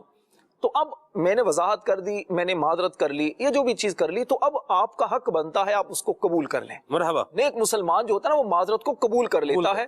یہ نہیں کہ آپ ایک بندہ خود آپ کے پاس چل کر آ گیا, اس نے وضاحت کر دی, اب آپ کہ نہیں ایسا کیوں نہیں, یہ تو پھر ہٹ درمی ہوگی نا. آپ صحیح بات, تو یہ تعلق ختم کرنے والی بات ہوگی, اور یوں نہیں کرنا چاہیے, یوں نہیں کرنا چاہیے. مرحبا جی. غلط فہمی جب دور ہو رہی ہو پھر اس کو دور کر لینا چاہیے اور پھر آگے بڑھیں. لیٹس موو آن کہتے ہیں کہ بھئی آئیں اب آگے چلتے ہیں, آگے بڑھتے ہیں. چیزوں کو چھوڑنے کی بھی کچھ عادت بنائیں. سارے بوجھ اٹھا کے چلتے رہیں گے تو پھر انسان کی کیپیسٹی ہے کہ اتنا ہی بوجھ اٹھا سکتا ہے. زیادہ اٹھائے گا تو پھر چلنا کیا ہو جائے گا, دشوار ہو جائے گا, تھک کے بیٹھ جائے گا. آگے چلتے ہیں.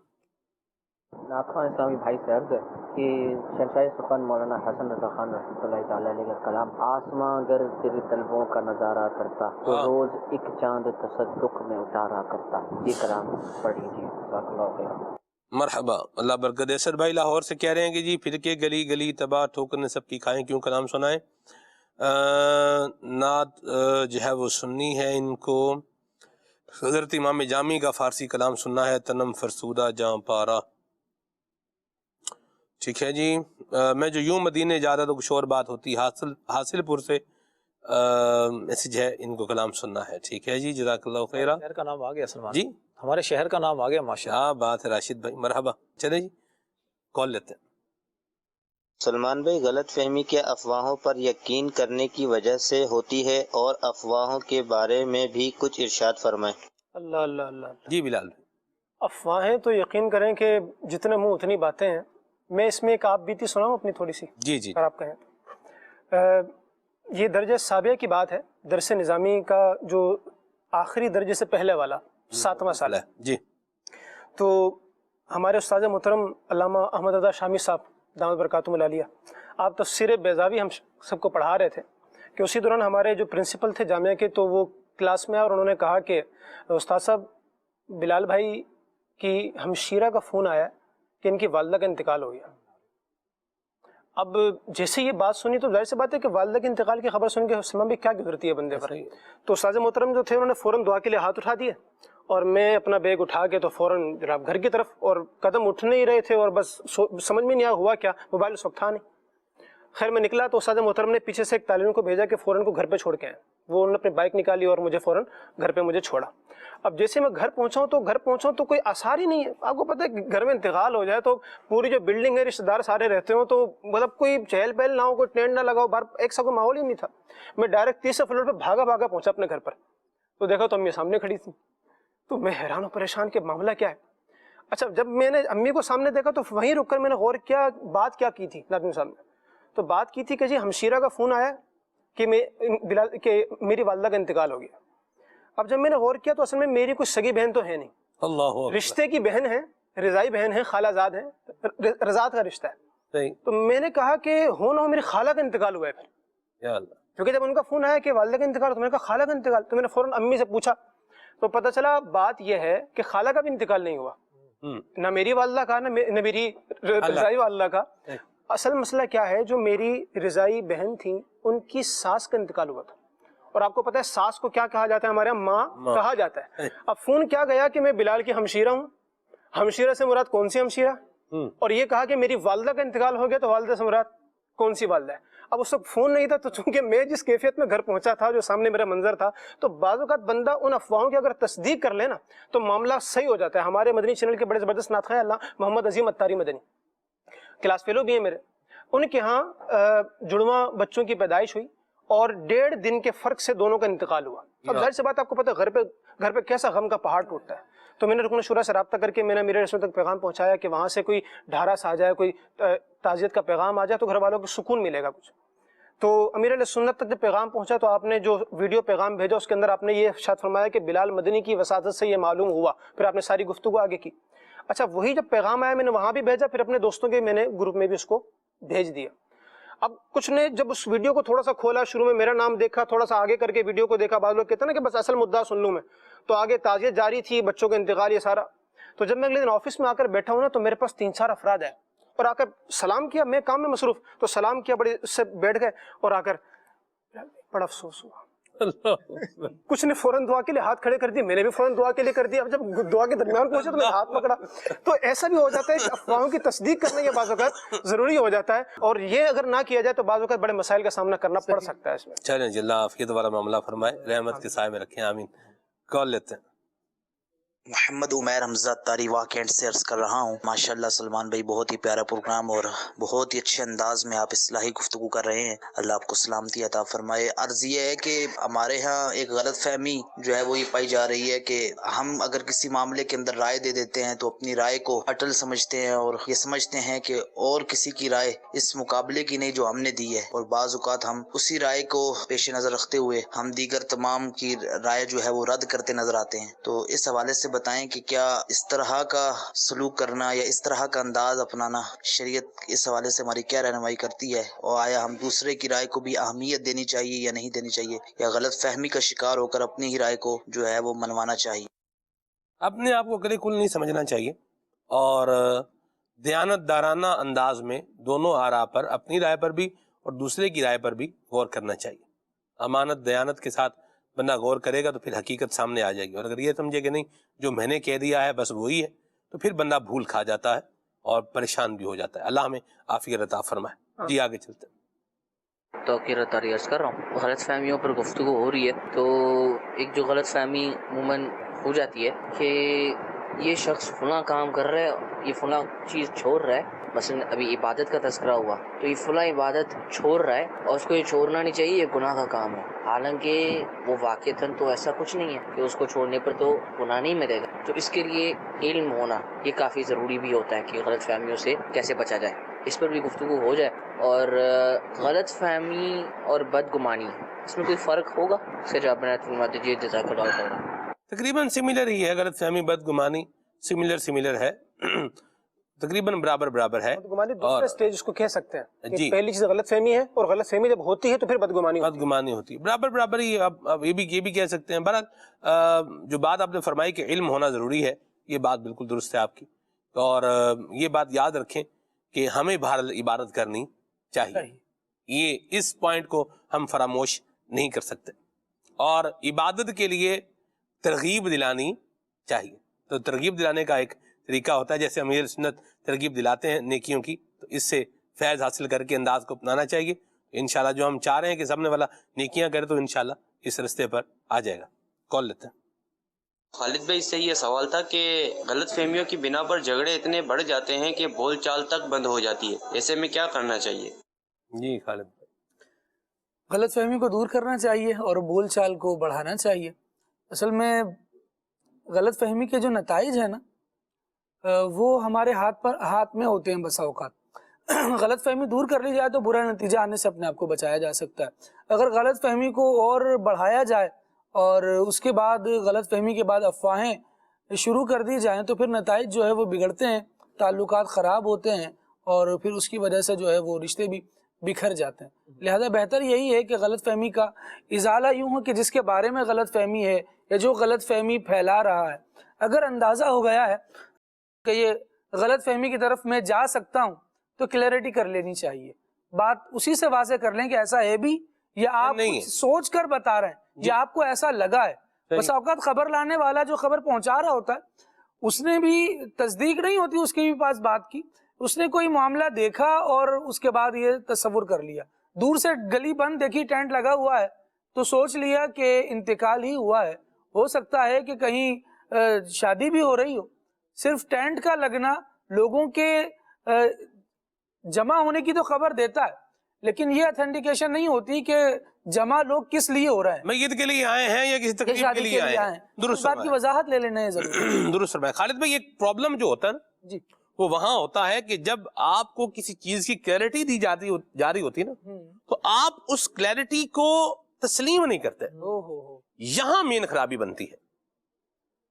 ہمیں اگر کسی سے کوئی شکایت ہے, ہم شکایت کا اظہار کر رہے ہیں, سامنے والا اس کی حقیقت بتا رہا ہے کہ یہ یوں نہیں, یہ بات یوں ہے, اور پھر ہم بولے نہیں یوں نہیں یہ یوں ہی ہے, یا پھر اسی بات کو جو دماغ میں ہے اسی کو لے کے چل رہے ہیں, اسی کو لپیٹ رہے ہیں, اسی کو مطلب نکال رہے ہیں, تو یہ پھر اس سے خرابی کا جنم لیتی ہیں. جب غلط فہمی دور کی جا رہی ہے تو اس کو دور کر دینا چاہیے. بعض اوقات ہمارے پاس کوئی آپشن ہوتا نہیں ہے اپنی بات پہ کھڑے رہنے کا, لیکن لوگ بس وہ جو بس بولتا جا رہا ہے اب اسی کو جو ہے وہ لپیٹتا جا رہا ہے اور اسی کو چلاتا جا رہا ہے, سامنے والے کی بات جو ہے وہ سن کر کوئی اس کے اوپر توجہ ہی نہیں کرنی, تو پھر اس کے نقصانات ہوتے ہیں. اور اس کا نقصان الٹیمیٹ طور پر اسی کو ہوتا ہے جو یہ انداز اپنائے رکھتا ہے. میں اگر ایک بات لے لوں, اب آج ہم پروگرام کے اندر کی بات کر رہے ہیں, خالد بھائی مجھے ان سے کوئی اگر مجھے کوئی ہوگی بات ملی, میں بولوں یوں ہے, یہ ہے, ایسے ہے, ویسے ہے, یوں کر دیا, میں یہ کر سکتا ہوں, میں یہ کر دوں گا, میں وہ بولے بھائی جان یہ نہیں ہے, ایسی بات نہیں ہے, یہ یوں نہیں ہے, یہ یوں ہے. اچھا یہ جو آپ بات کہہ رہے ہیں کہ یوں آئیے آگے, تو اس کی حقیقت یہ نہیں, اس کی حقیقت یہ ہے اور یہ ثابت ہے, یہ دیکھیں یوں ہے, یوں ایسے ہے, ویسے. اب میں بولوں نہیں نہیں یوں نہیں ہے, وہ نہیں ہے, آپ کو تو پتہ ہی نہیں ہے, تو آپ کو تو یہی نہیں ہے, تو آپ کو سمجھ نہیں آ رہی, آپ پتہ نہیں کیا کر رہے ہیں.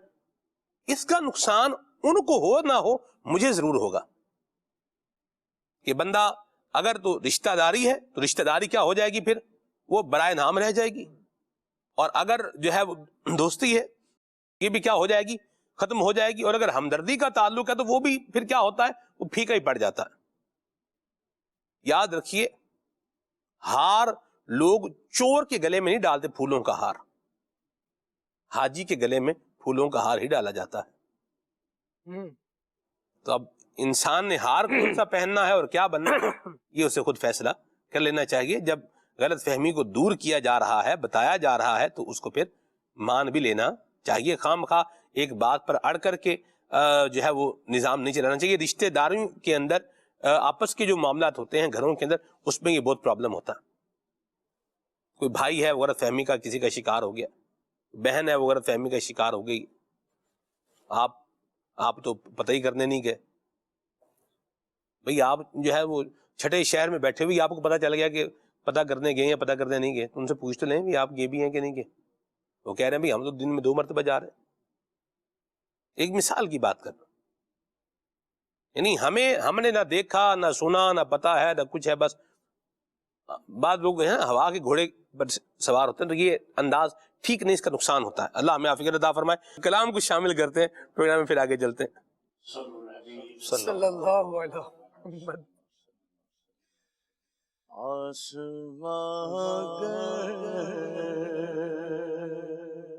تیرے طلبوں کا نظارہ کرتا, روز ایک چاند تصدق میں اتارا کرتا, آسمان تیرے طلبوں کا نظارہ کرتا.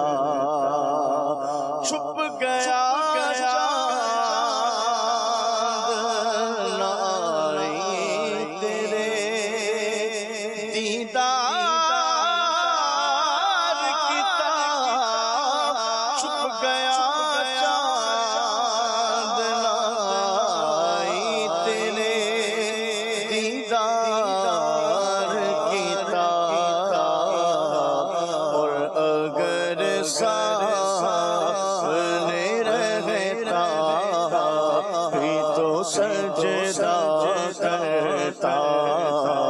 روز ایک چاند تصدق میں اتارا کرتا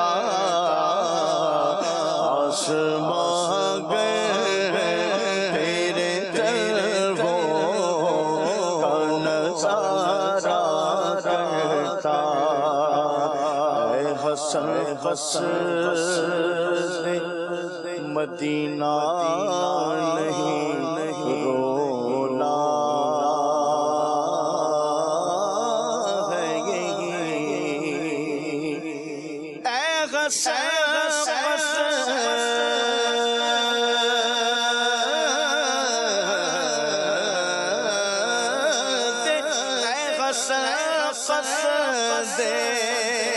مدینہ نہیں رونا ہے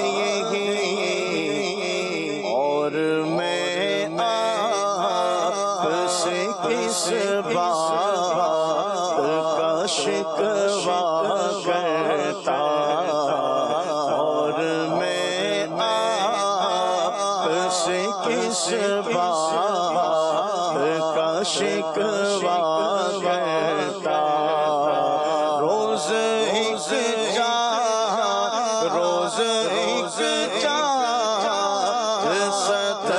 تصدق اتارا کرتا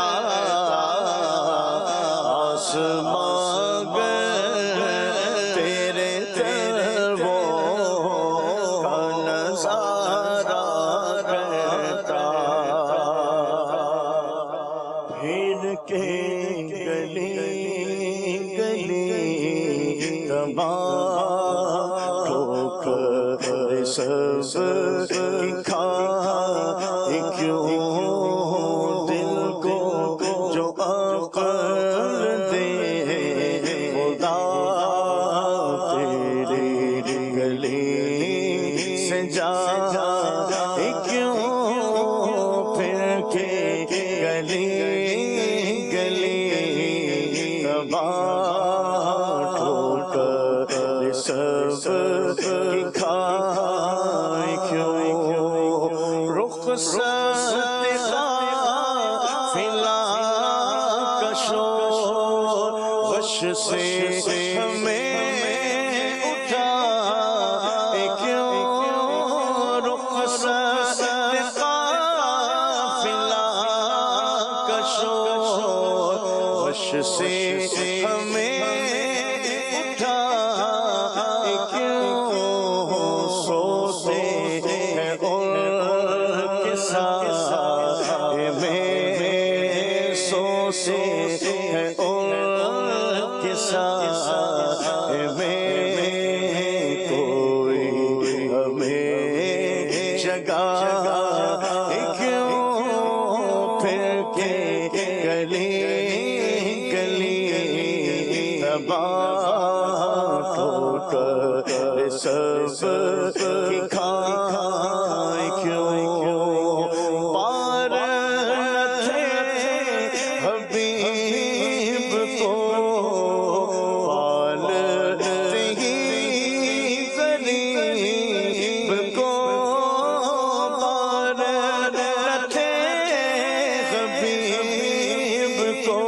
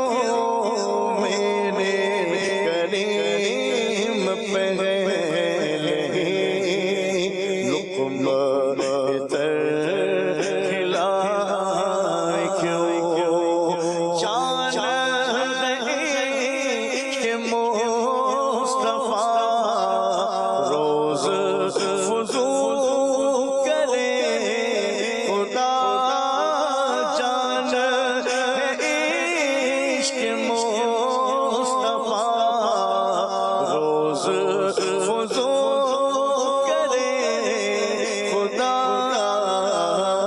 جس کو درد کا مزہ جس کو درد کا مزہ ناز نوا اٹھا کیوں جس کو درد کا مزہ ناز نوا اٹھا کیوں ہے تو رضا میرا ستم جرم پہ کر نہ جائے غم کوئی بجائے سو سے غم کوئی بجائے سو سے غم ساز طرب بجا کیوں کوئی بجائے سو سے غم ساز طرب بجا کیوں صلی علی نبینا صلی علی محمد یا مرحبا، ماشاء اللہ عدنان بھائی، اللہ آپ کو برکتیں عطا فرمائے۔ بڑا پیارا کلام امام اہل سنت کا آپ نے پڑھا، حضرت امام احمد رضا خان رحمۃ اللہ تعالی علیہ کا کلام، اور یہ ہمارے حاجی حنیف صاحب اللہ والے، ان کو یہ کلام بڑا پسند ہے۔ امیر اہل سنت کے پیر بھائی بھی ہیں، امیر سنت کے دوست بھی ہیں ماشاء اللہ الکریم۔ اللہ تبارک و تعالیٰ ان کو بھی صحت والی، عافیت والی، سلامتی والی طویل عمر عطا فرمائے، اور اللہ ہمیں بار بار مکہ مدینہ کی حاضری عطا فرمائے۔ نگران شورا کا ایک بڑا پیارا ویڈیو پیکیج ہے ہمارے پاس، ابھی آپ کو وہ دکھانے جا رہے ہیں، آئیے دیکھیے۔ جذباتی انداز میں بعض اوقات انسان بڑا ہی اول فول بکتا ہے اور بے ترتیب انداز میں کلام کرتا ہے، اور وہاں اس کی شخصیت بڑی ہی بری طرح ڈیمیج ہو جاتی ہے۔ میں آپ کو ایک مشورہ دیتا ہوں، جب کوئی بات بری لگے نا، اسی وقت رسپونڈ نہ کریں، ٹھہر جائیں، تھوڑا سا نیچے آنے دے اپنا، وہ لگتی ہے بات بری، میں کہتا ہوں کہ آپ ہی درست ہو، لیکن اپنی مزاج کو آپ بگاڑنے سے بچائیے۔ دماغ پر ایک پریشر آ رہا ہوگا کہ بس میں کچھ کر دوں، میں کچھ بول دوں، ایسا کیوں کیا اس نے؟ پھر جو زبان بے ترتیب چلتی ہے، تیز چلتی ہے، سختی اختیار کرتی ہے، طبیعت سختی آ جاتی ہے، یقین نہیں آ رہا ہوتا کہ یار یہ وہی نرم طبیعت اور نرم زبان شخصیت ہے، ایسی سخت زبان استعمال کرتا ہے انسان، ایسی سخت زبان استعمال کرتا ہے، دیکھ لیں گے، یہ کر لیں گے، وہ کر لیں گے، تو پھر غیبتیں، تو چگلیاں، تو تہمتیں، تو تم کون سے صحیح ہو، وغیرہ وغیرہ۔ یہ زیادہ تر اس وقت ہوتا ہے جب آپ امیجیٹ ریئیکشن دیتے ہیں، جب امیجیٹ ریئیکشن دیتے ہیں یہ ہوتا ہے۔ جو آپ کو بات کرنی ہے، ضروری بات کرنی ہے، تب اس کی ترتیب بنائیں، اور اس کے بعد پھر حوصلے کے ساتھ، نرمی کے ساتھ، پیار کے ساتھ، محبت کے ساتھ اور عقلی دلائل کے ساتھ بات کریں۔ انشاءاللہ تعالی آپ کا مزاج بھی باقی رہے گا نرمی والا، آپ کی طبیعت بھی انشاءاللہ باقی رہے گی جو نرمی والی ہے، اور آپ کی بات میں وزن آ جائے گا۔ اور یہ چند دفعہ آپ کریں گے تو انشاءاللہ یہ آپ کی پریکٹس اور آپ کے اللہ نے چاہا تو کہ روٹین میں یہ بات ہو سکتا ہے کہ شامل ہو جائے۔ اللہ کے پیارے حبیب صلی اللہ تعالی علیہ وسلم نے ارشاد فرمایا، کیا تم جانتے ہو کہ جہنم کس پر حرام ہے؟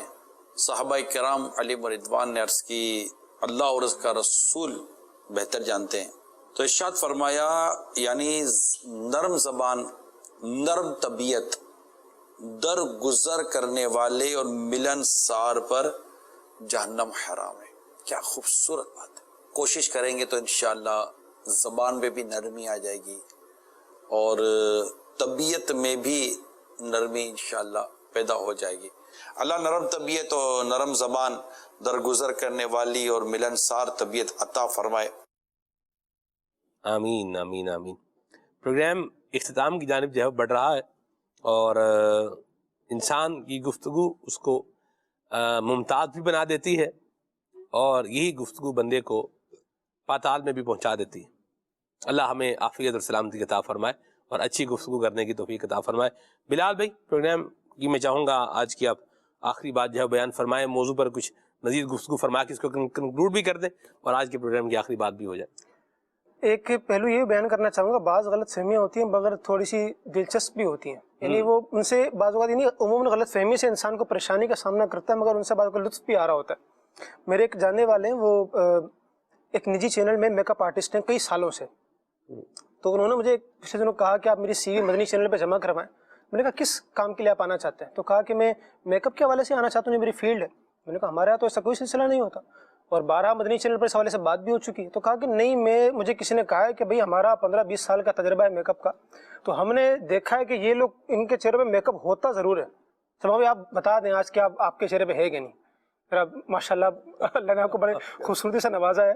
یہ ایک بات ہے کہ بھئی اپنا یہ لوگ کرتے ہیں، حالانکہ ہمیں پتہ ہے کہ ہم صرف الحمدللہ باوضو ہو کر ہی اسٹوڈیو میں آ رہے ہوتے ہیں، اور ایسا ہمارا کوئی سلسلہ نہیں ہوتا ہے۔ ایک مرتبہ مجھے کسی شخص نے جمعے کا بیان کر کے میں جیسے ہی بیٹھا اذان ہو رہی تھی تو تیزی کے ساتھ آیا، ایک پرچی دی اور فٹافٹ واپس ہو گیا۔ میرے پرچی کھولی تو اس میں لکھا تھا کہ میری بیوی کے لیے دعا کروا دیجیے۔ اب بیوی کے لیے دعا کروا دیجیے، کیا کروا دیجیے؟ مطلب دعائے مغفرت کی جائے، دعائے صحت کی جائے، کیا کیا جائے؟ میں کافی دیر تحری کرتا رہا، تو میں نے پلٹ کے دیکھا وہ شخص جا چکے تھے، میں نے تھوڑا حالات سے اندازہ لگایا، اس سے آپ کو سبق یہ ہے، تو میں نے کہا کہ دعائے مغفرت ہوگی۔ تو میں نے نماز کے بعد دعائے مغفرت ان کے لیے کروا دی کہ فلاں صاحب ان کی زوجہ کے لیے دعائے مغفرت، اللہ پاک ان کی مغفرت فرمائے۔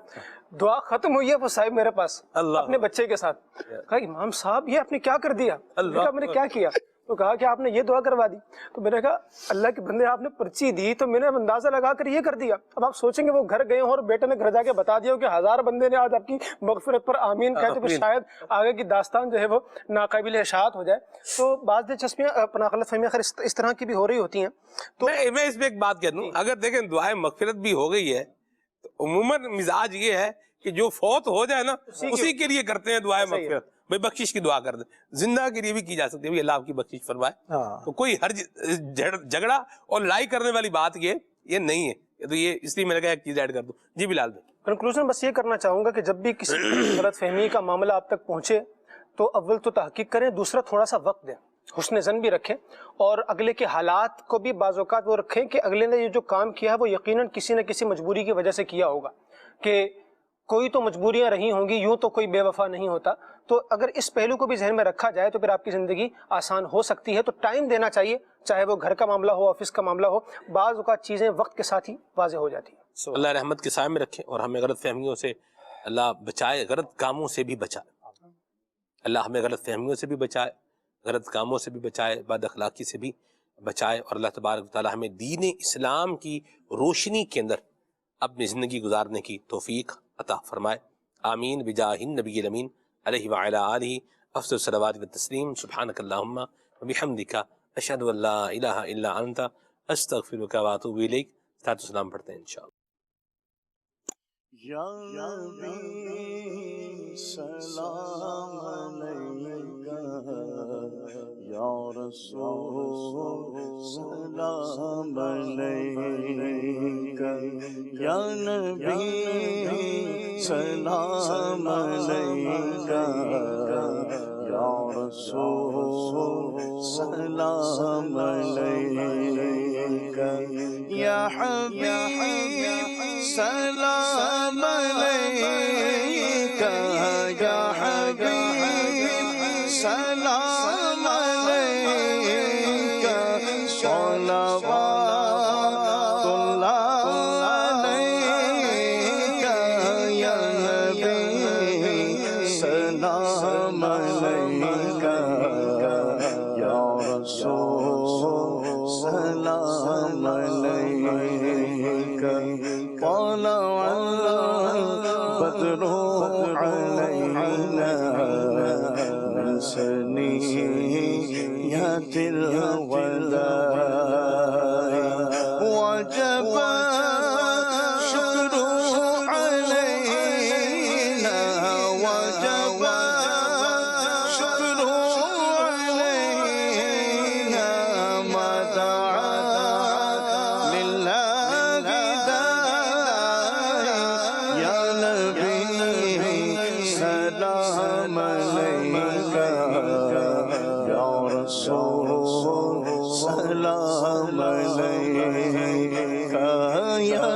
नबी सलाम अलैका